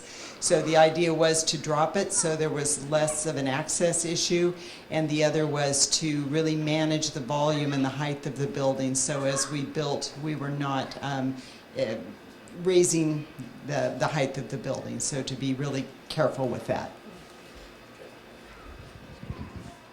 So the handwriting is difficult on this question, but I believe it says, why are the objections to modernization and addition treated as if it wouldn't correct the problems that exist? Both options as part of the master plan must meet the same seismic standards and correct school systems and structure work. Systems will be all new and the same. You might speak to that? Yeah, I will try to answer this succinctly. So let me try to do this in the order as I understand it. So I'm going to talk about seismic first.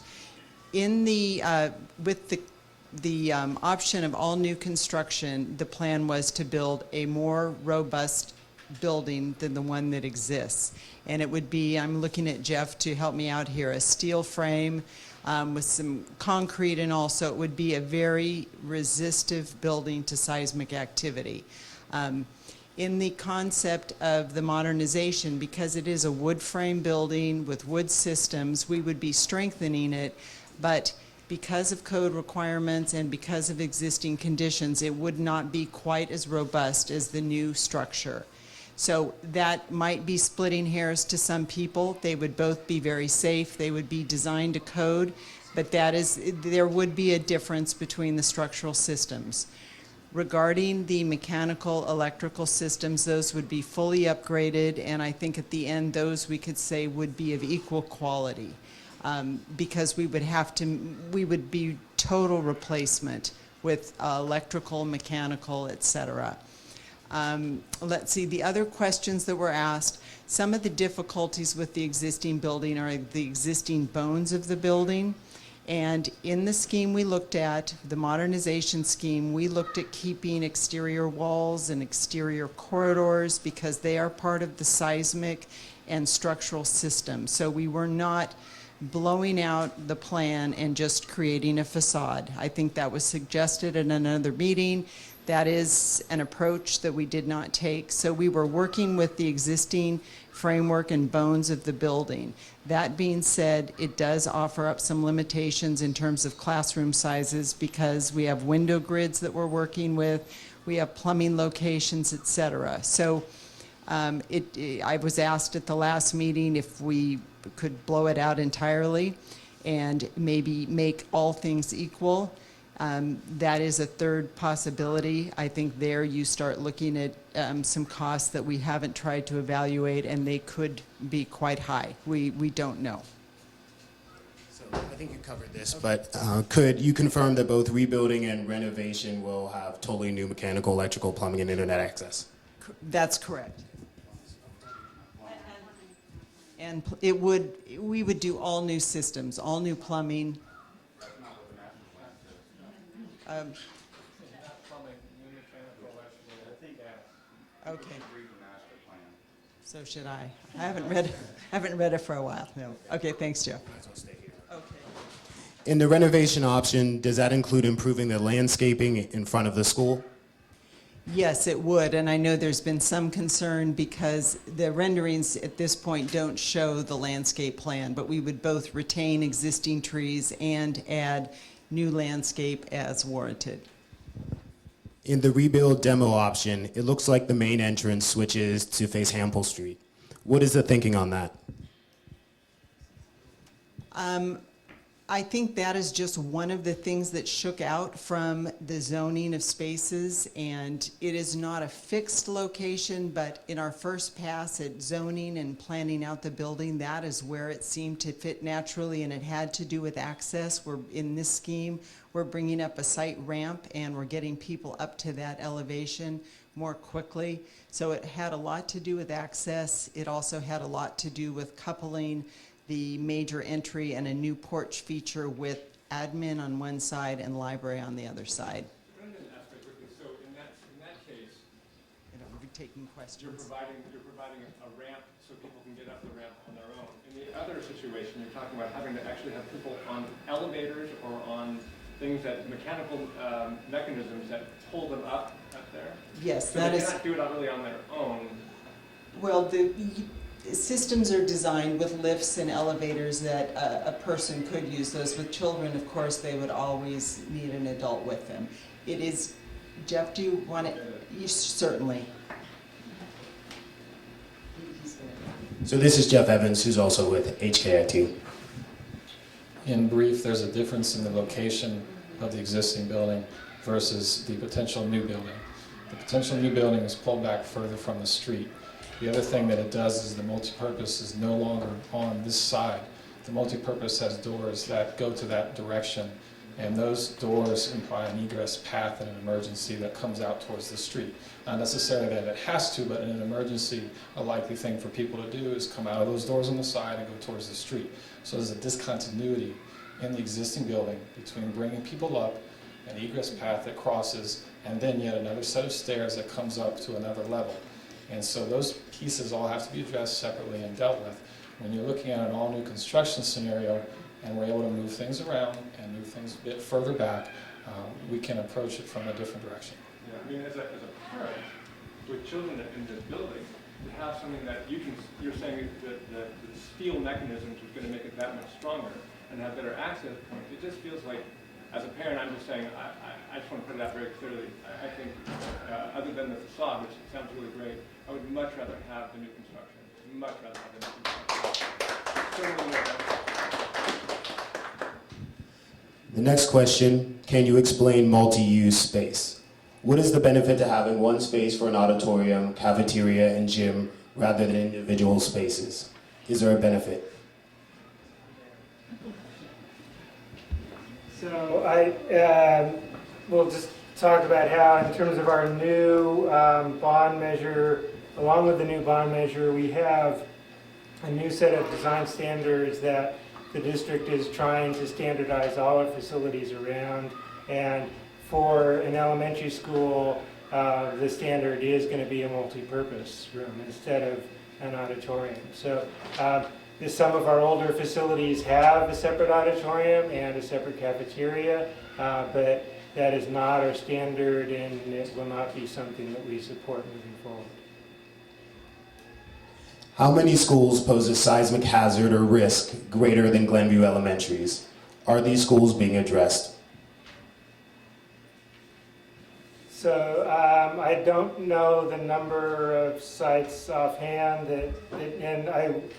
we don't have any studies or information in terms of like whether they pose a greater or lesser risk than Glenview. All we have is whether they're on the AB 300 list or not. And as called for in the master plan, we are addressing all seismic deficiencies at sites with major projects when those sites get a major project. We got about 80 buildings in the district that are on that list. How are you going to contain toxic residue if the building is torn down, e.g. asbestos in walls, floors, etc.? So we're required by environmental laws to do an extensive and complete survey of all hazardous materials that are on, in, and around the building.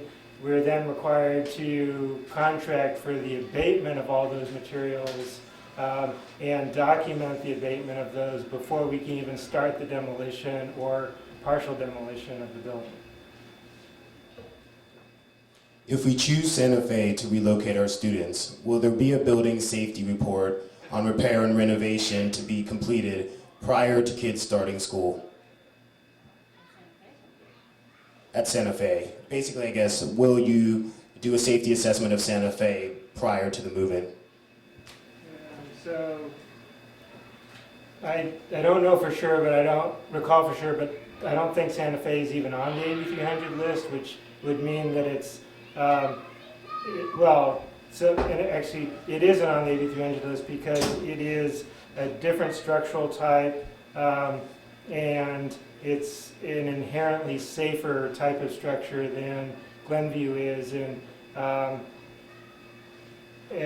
from our point of view, it's a totally adequate facility from a structural safety point of view.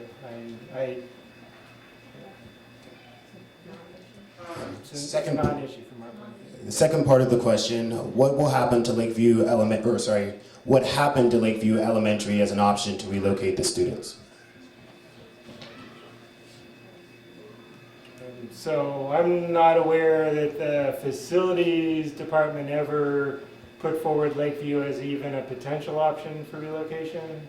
If that did come up in a community meeting, I apologize for not addressing it. We did have some teachers that we asked that very question of, and the instant response was that it's too small and it cannot contain our student bodies. Well, that's also true, but I'm just explaining why it wasn't even considered. Yeah. One other concern that was brought up with Lakeview specifically regarding environmental issues is that it sits on the freeway. We have a number of students in our campus who have asthma and respiratory disorders, and they would be breathing exhaust every time they left the building for 2 years. So that was a consideration.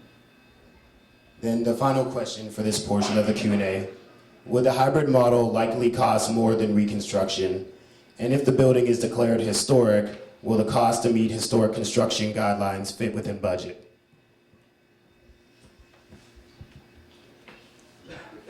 I think we simply don't know the answer to that at this point, but we do believe that there is extensive renovation that is beyond modernization. It would cost more, and it would take some time to assess that and figure that out, but it probably would be a step, I suppose, to look at costs. So now if anybody wants to come to the mic and pose questions, please, in the interest of time, try to keep your statements or questions to 2 minutes or less.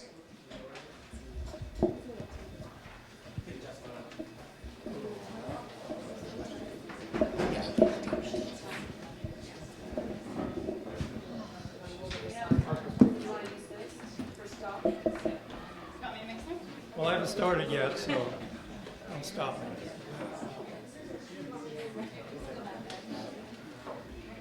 Are we ready? Yeah. All right, well, I'm not as articulate as that young man who spoke earlier, so I'll have to use a little bit in the way of notes. It's clear that Glenview's training students for Stanford and all the best schools in the country. That's great. What I want to say, though, is some of the things have already been said. I just want to kind of reinforce it. That I teach public administration at Cal State Hayward, and my students come there not because they want to continue being bureaucrats, but because they want to learn new ways to do things. This committee is part of the new way to do things, clearly. It's been citizens-driven. The problem is the bigger community.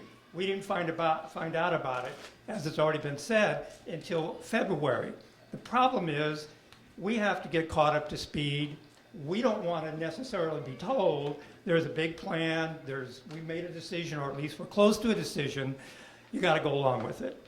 It puts us in a very bad position. I personally believe, as strongly as anybody, renovation is a wonderful option. None of us have said if renovation means an unsafe, unhealthy, bad environment that we're going to do renovation come heck or high water. That's not it.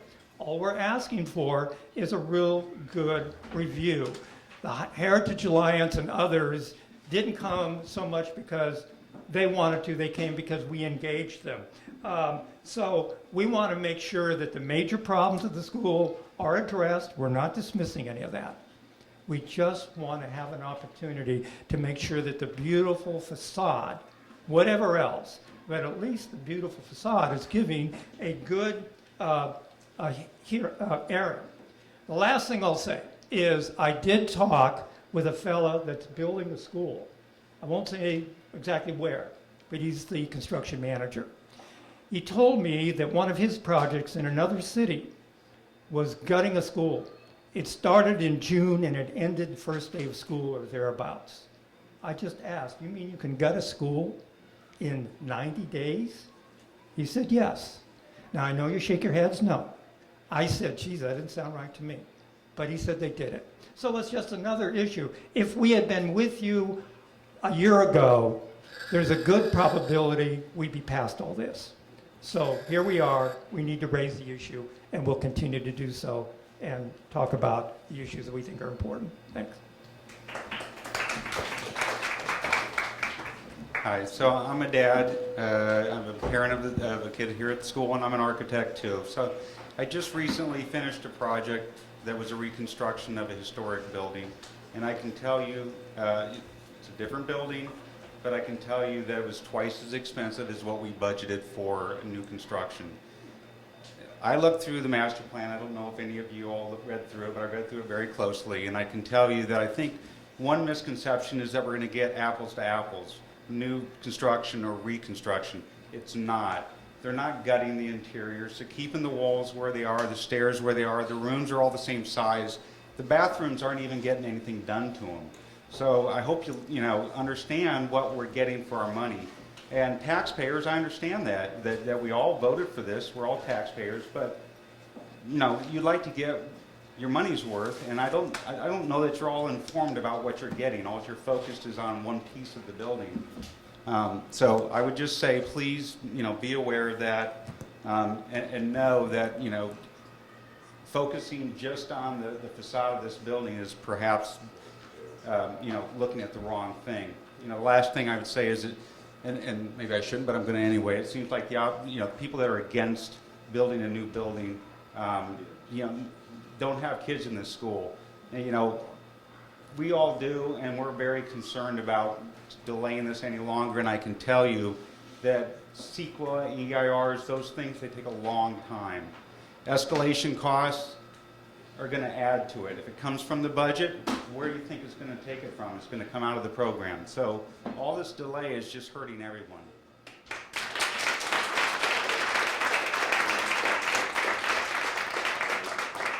My name is Jennifer May, and I am, I'm a parent. I'm a teacher currently on an unpaid leave raising my two kids. I am a Glenview homeowner and taxpayer for 14 years.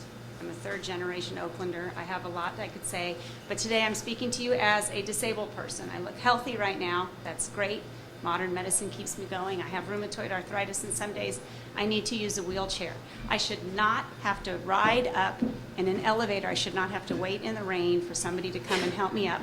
More importantly, the disabled children at this school should not be ghettoized in an elevator.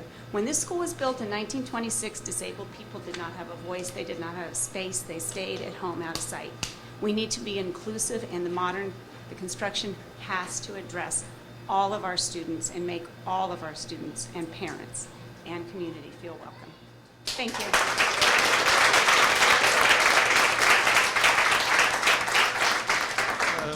Hello. My name's Amir Epstein. I'm a parent of a kindergartner here and a 4-year-old who's supposed to be a kindergartner here, wherever it's going to be, the year after next. And my concern is, just to echo my point I made about the risk analysis, is just the delays in this process. It sounds like we're going to get to a place where the school is remodeled or do a rebuild, and we'll have a safe school. Hopefully it's the full rebuild that gives a safe school that's also, you know, usable for the next century. But my concern is the delay that we're experiencing now, and we're at least 2 years away, maybe 3, maybe 4, depending on how things go. And you know, I want to make sure that my kids and all the kids that go here are safe during that time. And it certainly sounded from your answer that there's a lot of concern about the safety of the buildings in a seismic event. And you know, we're a mile from the Hayward Fault. They said 20 years ago, sorry, that there would be a major event, you know, within 30 years. So I don't know. It just seems that I would like those considerations to be, you know, thought of as well. And what are we going to do in the interim, right? So.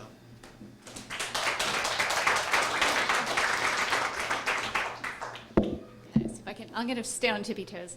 My name is Kathleen Munnelly. I'm the parent of a kindergartner and also a 4-year-old who will be joining Glenview shortly.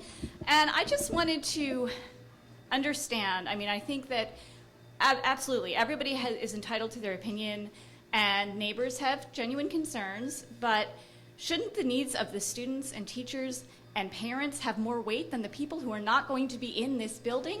There are stakeholders and there are non-stakeholders. And I actually think the district is doing an amazing job of trying to reach out and trying to engage the community. But in the end, we are the people that are this school. Yes. And our needs need to be considered first. Thank you.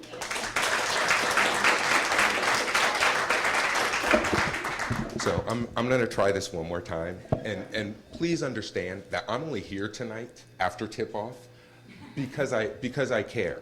And my issue, thank you, my issue is really not renovation or rebuilding. The issue really is engaging the whole community so we can come up with a good solution.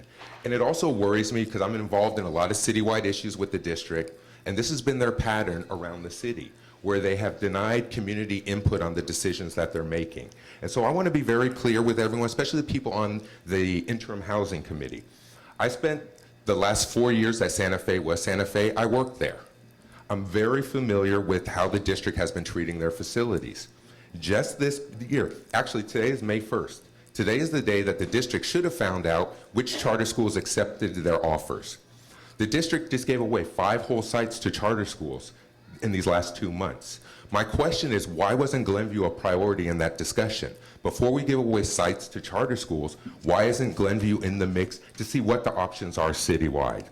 Lakeview could be an option. Other places could be an option. And I understand they might not be the option that people pick, but it needs to be included in the mix so you have a full picture of what the options are, instead of just listening to what the district is telling you is your only option, and it's really not true. There'll be another round of Prop 39 next year. What sites are they planning on giving away next year, and how is that going to work? And is Glenview going to be given a priority before they give away sites to charter schools, that the Glenview community is going to be able to choose a site that they want to use?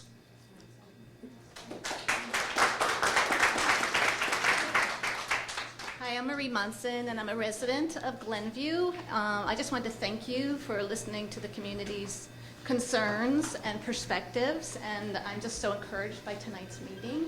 I wanted to talk about information, the timeliness of it, and the mode. So when somebody wrote about not getting notice until yesterday, I suspect that was someone probably who's not involved in the community, not a parent, and not on the web.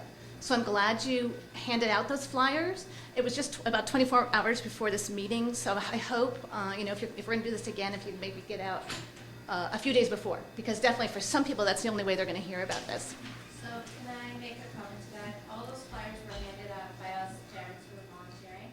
So if you're interested in Sure. that, we would love to. Sign me up. Chelsea at the last meeting said she wanted people to come to the school and be around it, not just for this, and I signed up to be a rockathon reader, and I had a rockin' day with Mr. Miller's class. And the other thing is, I'm really concerned about accuracy of information, and particularly around AB 300 and earthquake safety, and I don't know a whole lot about it. I've been trying to figure out AB 300. you know, on the school's website, it says that the state deemed this, you know, unseismically unsafe. And it's like, oh my God, but I know Troy sent out a letter saying all of the Oakland schools are seismically safe. And I feel like I'm hearing people saying, oh my God, how long are my kids going to be going to this school if it's going to delay it?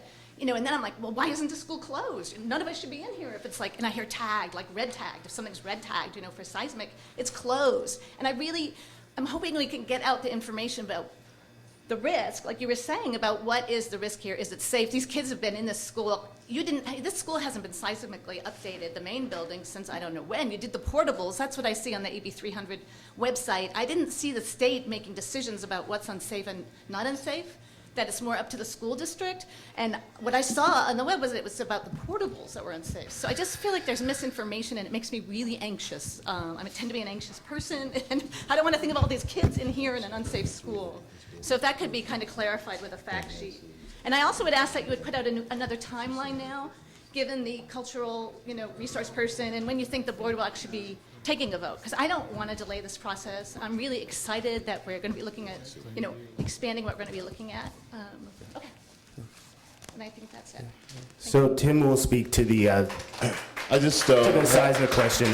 But as far as the leafleting and establishing a new timeline and making that public on the website, we'll definitely do that.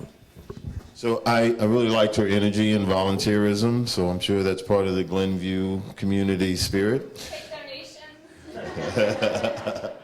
And what I was actually going to offer is, you know, we really have really qualified, competent people, and a lot of thought's been put into this, and so we can actually, in our series of meetings, actually have this group addressed by Mark Moore, if you guys would like to know a little bit more in response to her question, because I thought it was really a good question, because you do need to hear from the most capable, informed people possible associated with the condition that exists here. And so to hear it sometimes second or third hand is not as effective. And so for some of the standing meetings, I think we should probably make 10, 15 minutes on an agenda for Mark Moore, structural engineer, to come here and kind of address the issues associated with the building.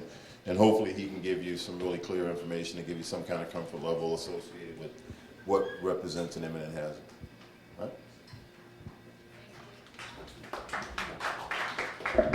All right, thank you. I just wanted to be clear. I'm the neighbor over here, and I wanted to be clear about the parents versus the neighbor. I want to dispel that. We're not against anybody. We're here because we're neighbors. So someone had a sentiment of like it's the parents that matter the most, and I think that's great, and I think that everybody feels important. But this is a big 800-pound gorilla of a neighbor, and you know, we're going to have to sit through this, and we support the safety of the children. So let's not make us the enemy here. So, okay. So the other thing is that a lot of these questions are really addressed online, and I know that gentleman that only got the information in the last week. Look, you know, there's no budget for people to knock on people's doors, so we're going to have to be proactive. And if you're not able to get the information, then I suggest you get online, because that's the way we distribute information. This is a grassroots effort for reaching out. Okay, so there's 4 websites, I would guess. The district website, which... Mike, you should listen when you're talking. Okay, so there's the district website, which I don't know the address of, but I'm sure if you were to type in Oakland, Glenview Construction in Google, you'll probably come across it. You'll probably come across 2 of the websites. Your website, which I don't know. Which is glenviewelementary.org/our-new-school. Okay. Our new school. And I have 2 pages. One is dedicated towards the neighbors who are what I call key stakeholders who are going to be sharing the border. I have a couple of questions, but I don't want to bog everybody down with my questions. And come talk to me for the abutting neighbors and people who will be directly affected by the construction. And I'm not talking about people across the street. I'm talking about people who run the risk of having their structure damaged. So that's just to create a conversation there. Not that it's going to happen. Talk to me. I'll point you to that website. Another opportunity is the Facebook page, where people can do a lot of vetting of a lot of this information. I'm disappointed nobody has come to that site. So the Facebook page is called facebook.com/Glenview Glenview Construction. I try to keep all of the information that you post and that you post. I try to create links to anything new that comes out there, and it gives you an opportunity to say, hey, I think this is good, this is bad. So a lot of this conversation can be had ahead of time, and we can get down to business the next time, if there's a next time for this, and we can vet a lot of the questions that really, I would say a good 80% of the questions that were asked tonight were basically the same questions that were asked last time. And it was partially because of the outreach and there are some new people, but I would like for us to get down to business because we do have a sense of urgency, and you know, we want a better place for our kids. We all benefit from a better place, and whether that be Reconstruction or a new school, this is a community, and it's going to take longer because it is a community. Thank you.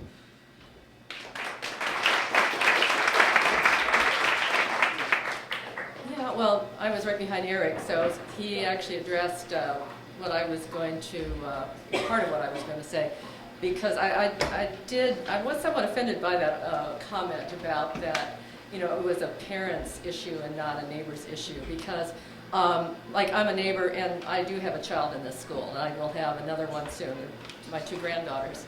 And so, you know, the health and welfare of them, you know, is paramount to me. So, you know, I of course want, you know, this to be a safe school, and I especially want it also to be a good learning environment, because I've been in education for about 35 years as a teacher and administrator, and I'm still a consultant with the school district on educational issues. So, you know, so all of that means a lot to me.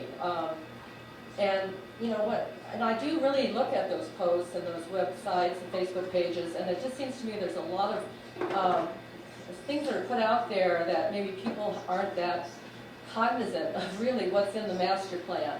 You know, the master plan is on the website. There's 80 pages of it, and it's a lot to go through. But, you know, I've been through every page because I was a facilities consultant for about 12 years. And So that's an issue for exploration in another forum, but something to consider. Rich, did you? Thanks. So my name is Rich Johnson. I'm the president of GNA.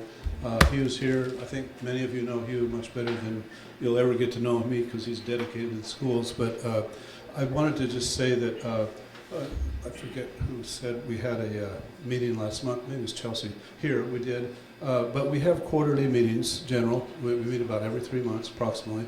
And we have monthly board meetings. Officially or technically, the board meetings are open, but we don't publicize them a lot. So if you come to a quarterly meeting, or if you meet one of the board members, get connected with us, and you have an issue, you want to talk with us, you can get it on the monthly board meeting as possible.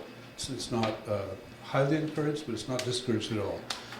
Secondly, I just want to say that since I became president, got on the board maybe a year or 2 ago, became president about a year and a half or less ago, I've thought a lot about the Glenview. This are, you know, the 9 precincts, you know, the borders roughly. So I thought, what's distinctive about the Glenview versus, say, the Diamond or Montclair or Grand Lake or, you know, down by the high school, that area, you know? And it's very distinct in a few ways. And particularly for me, it's very important. We are not, say, the Diamond or Montclair. We don't have a bank. I mean, everybody knows all this stuff. You know, we got 30 little businesses down there in the restaurant district, and then a few along the MacArthur. We don't have the same, it's a residential community. And then I know Glenview Elementary School's here. I've been here a couple times for a bicycle day or something, you know, in the last couple of years. And I know that Edna Brewer's down here, and then right across the freeway is the high school that's closest to us. But really, when you think about it, besides about 3, 4, 5 churches, synagogues, the 2 schools, that's it. And Park Boulevard, where I live, and is like you would say, it's a very dangerous place to hang out. So I mean, you've got to be watching your backside all the time. So my bottom line right now is that when I became president, before that, one of my favorite expressions was in doing neighborhood work, political work of whatever type, is I like to fly below the radar. I'm not trying to run for office. I'm not trying to make any money. I'm not trying to get a big name. I just want to help do the work that needs to be done. When I became president, I thought, well, okay, I'm going to put my name and my phone number out there and my email address. I'm not saying if you bring any school issues to Glenview Neighborhood Association, we're going to solve them for you or be your main place to get them solved. I think the school issues will mainly be solved here. People should come here and help do it. I also think there's an opportunity, I've learned it through this particular moment, that the general community, even more than a couple blocks away from the campus, could be more involved in the school, and that would be a good thing. So I'm trying to, in my classic way, take something that seems like the end of the world in a terrible situation into a positive, and use this as an opportunity to make the Glenview Elementary School and all its positives and all its strengths in the middle of this transition much more well understood, participated in. I'd like to see people their kids have been gone and they never had any for 10 or 20 years out here helping with the garden, or all of them. Tomorrow morning I'll be here at 7:30 with my bagel knife and my board, and I forget what the other thing was. I was spinning the bicycle thing to make the smoothies or whatever. But anyway, I'm just saying, look, you have to work through all the details, all the business. There's devil's in the details, but and it's not all settled yet. I'm very aware of that. But there's also, look at the very positive thing that's going on, and I would encourage, if you're a parent, a teacher, and you've got a couple friends out there that aren't any of those things, invite them over. Figure out one day of the year when they could do something, invite them over. I'd encourage that. I'm not sure exactly how I'm going to do it. I got to get the board with me. He's been with me before I started this, so there's 9 of us, and as soon as we get 4 or 5 people that think Glenview should be higher on the agenda of the Glenview Neighborhood Association, it will be there. How we're going to do it exactly, I'm not pretending. But anyway, I did want to say, if y'all got a pen or pencil right now, my phone number, my cell number, 510-282-9408. Call me anytime. I turn it off at night sometimes, but it'll wake me up in the morning. And my email is 3 words altogether: Rich Palm Pilot. That's a joke. Palm Pilot before cell phone. So richpalmpilot@yahoo.com. You can ask me anything, tell me anything. I'm not saying that I'll remember it or I'll go out and be your main advocate, but I do like to hear from people. I do like to know if there's really different opinions about something, what they are. I'll listen. And good luck.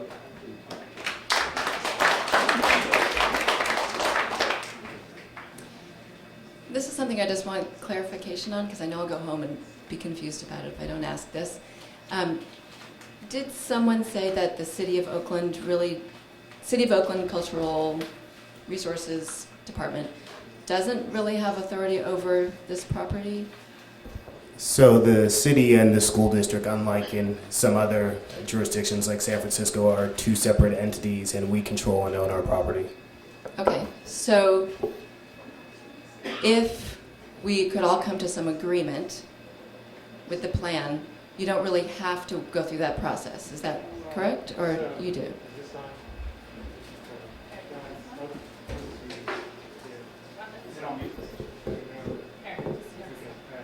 So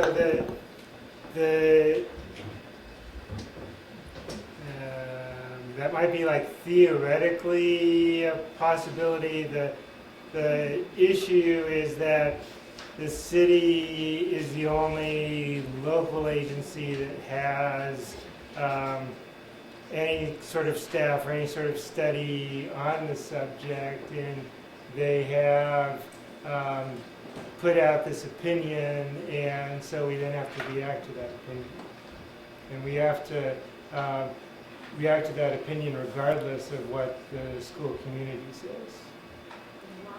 For good PR, or? Well, no, just because so its root, a cultural resource is, I don't really know any other better way to put it. It's an opinion. I mean, but somehow it's, and I don't know how the courts do this, but they'll weigh in on whether, which opinion is correct. And if we just try and bowl ahead with, whatever option we're proposing and ignoring this opinion, that's going to be the basis for a legal case against us. From the city or from No, others? from any party right, so who that's why I wants said to, if we, yeah. You're right, so that's why I meant if we did come to an agreement, though. Excuse me? But if we did come to an agreement, everybody. Well, but that's, so No, so the only sure path forward is to get the opinion of whatever expert we hire, have the board act on that, and then, so let's say the opinion is that it's not a cultural resource and the board approves that, then we are free to do whatever option we propose. If the opinion is that it is a cultural resource, there can be some different levels of that. We're then required to react to that. So that's then the focused DIR route with some sort of mitigation that comes out of that. Okay, so even if, because when I look at we all listen to the comparison between the two plans, and I realize that there's a third option that people want explored. It's still, I just keep hearing that there's really no way to make the school as good as we want it to be without replacing it. I just keep hearing that. And so the folks from the Heritage Society who support more renovation, they also agree that they want it to be the best school possible, like the best school. And so if there's no way to do that without replacing it, it just seems like then, I can't get my head around it. Like, why would the aesthetics of a school and the attachment to history, which are important, why would that be more important than the needs of the school and the students? Because I'm sure everybody must agree with that, although maybe not. But I just don't understand how a building could be more important than the needs of the school. So if really, I just haven't heard that there's another way to meet all the needs without replacement. So, let me just say, I pointed that out. We have not said that. We haven't said it's renovation or nothing. All we said, found out about it in February, I lived in the fall, is we'd like to get it clarified. We'd like to see it part of the dialogue. And we were given a plan, and a group here that's pretty much committed. We just asked for the time and the ability to look at that. And nobody said that a pretty facade is worth an unsafe, unteachable environment. No one has said that. Many people have said that. No, I haven't heard anybody say that. I'm under one to be. no, I mean, I understand that you seem to want, well, I don't know, I guess I'm hearing both things, that you do want the same goals for a school, but you want to make sure that there's not a way to meet all those goals and maintain. So you're just not sure, you want them to fully explore. So, sorry to interrupt, but I just want to stick with that the only sure path through anybody's individual opinion or any group of people's individual opinions or any official agency's opinions is to go through this process that we have now described. So any other path, if you pursue this voluntary agreement with some agency, you're still open to challenge by somebody who also has a different opinion. So that I'm just Sitting with these folks up here, and we'll have a dialogue. It's not about we're going to somehow take over, but it's a dialogue. You guys have had your dialogue for a year and a half, or whatever it is. Yeah. That's all. I guess I just wanted to respond to the grandmother. I know you because I see you and your grandchild and classmates. They love hanging out at the fence and chatting with you. I heard you raise a lot of questions, and I think it'd be great to be able to have a conversation because while you look at specific numbers, there's also the information that we lose our auditorium. We will no longer have an amazing auditorium that we do with the amazing staging and the lighting and the curtains and all, because we will move to a multi-purpose room. So there are gives and takes, and but we still need rooms where kids can do their music, they can do their dance.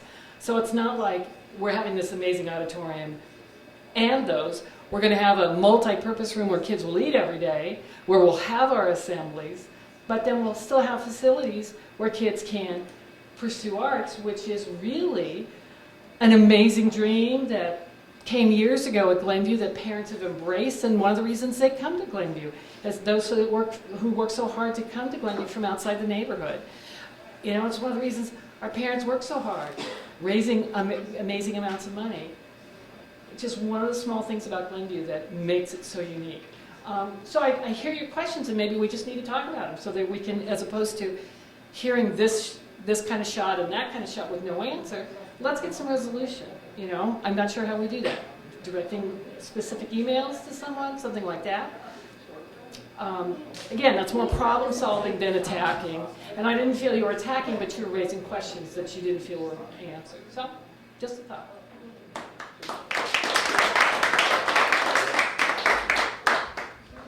Is Naomi still here? No, she left. I was going to ask her a couple questions. Okay. Well, I think there's a lot of concern about the delay, about any possible delay in the process. And I think if we need to, with the Historical Society, we might need to go down and, you know, storm the castle, so to speak, you know. That's all right. So I was actually encouraged by some of the neighbors as statements tonight, and I just hope they stay open to this process if things go, you know, in a direction that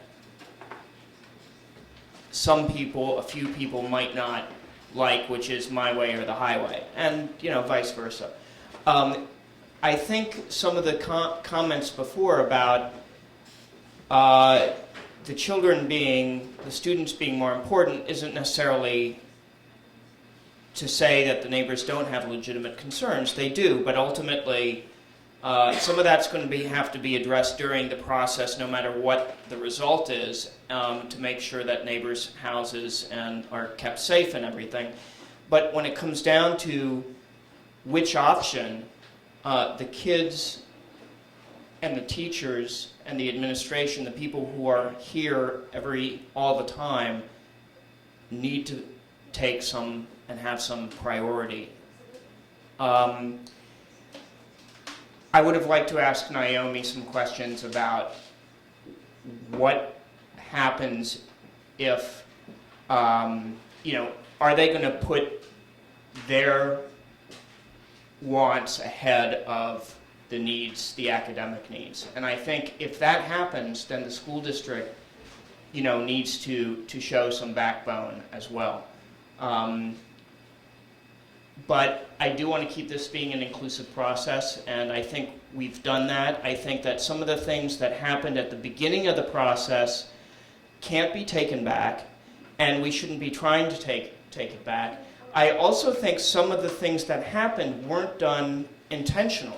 There was a number of things that added to the delay, and part of it was waiting for Measure J to pass, and part of it was for waiting for the bond money to pass. There were times when I was asking internally, you know, when are we going to see results? And part of that was because the plans hadn't even, you know, even the master plan hadn't been formed yet. And then there were these other things like waiting for Measure J and the bond measure. So for those who think that, and finally because the school had to have its internal issues addressed, because those are the core reasons for the school. But we're here now. We have had an open community process. We've gotten past some of those differences, and I think we're in a more positive space today than we were several months ago. And I want to thank the district for reacting, even if initially it was slow.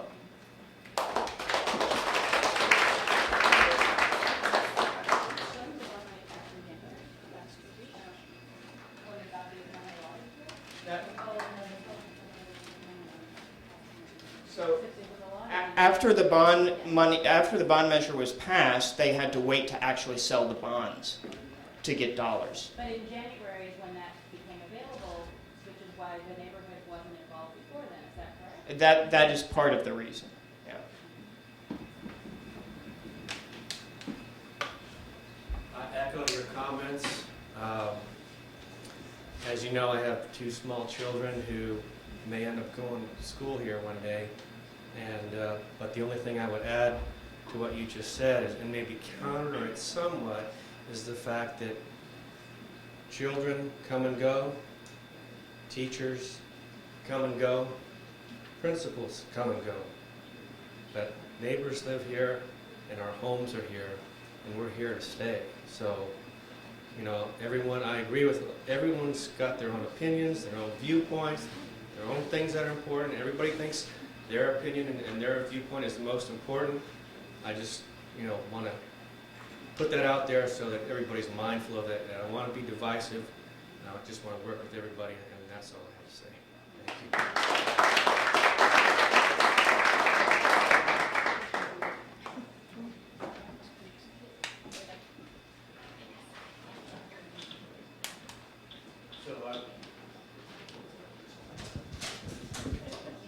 So I just want to thank everyone for coming.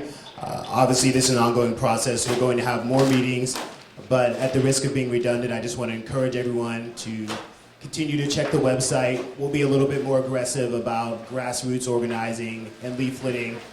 If you have time and you want to go back and review any of the documents from the previous meetings, if you want to review the film from the previous meeting, that's all there in the OUSD website under the facilities department. There's a section called Glenview Reconstruction, and you can go there and get all the documents and all the information. Thanks.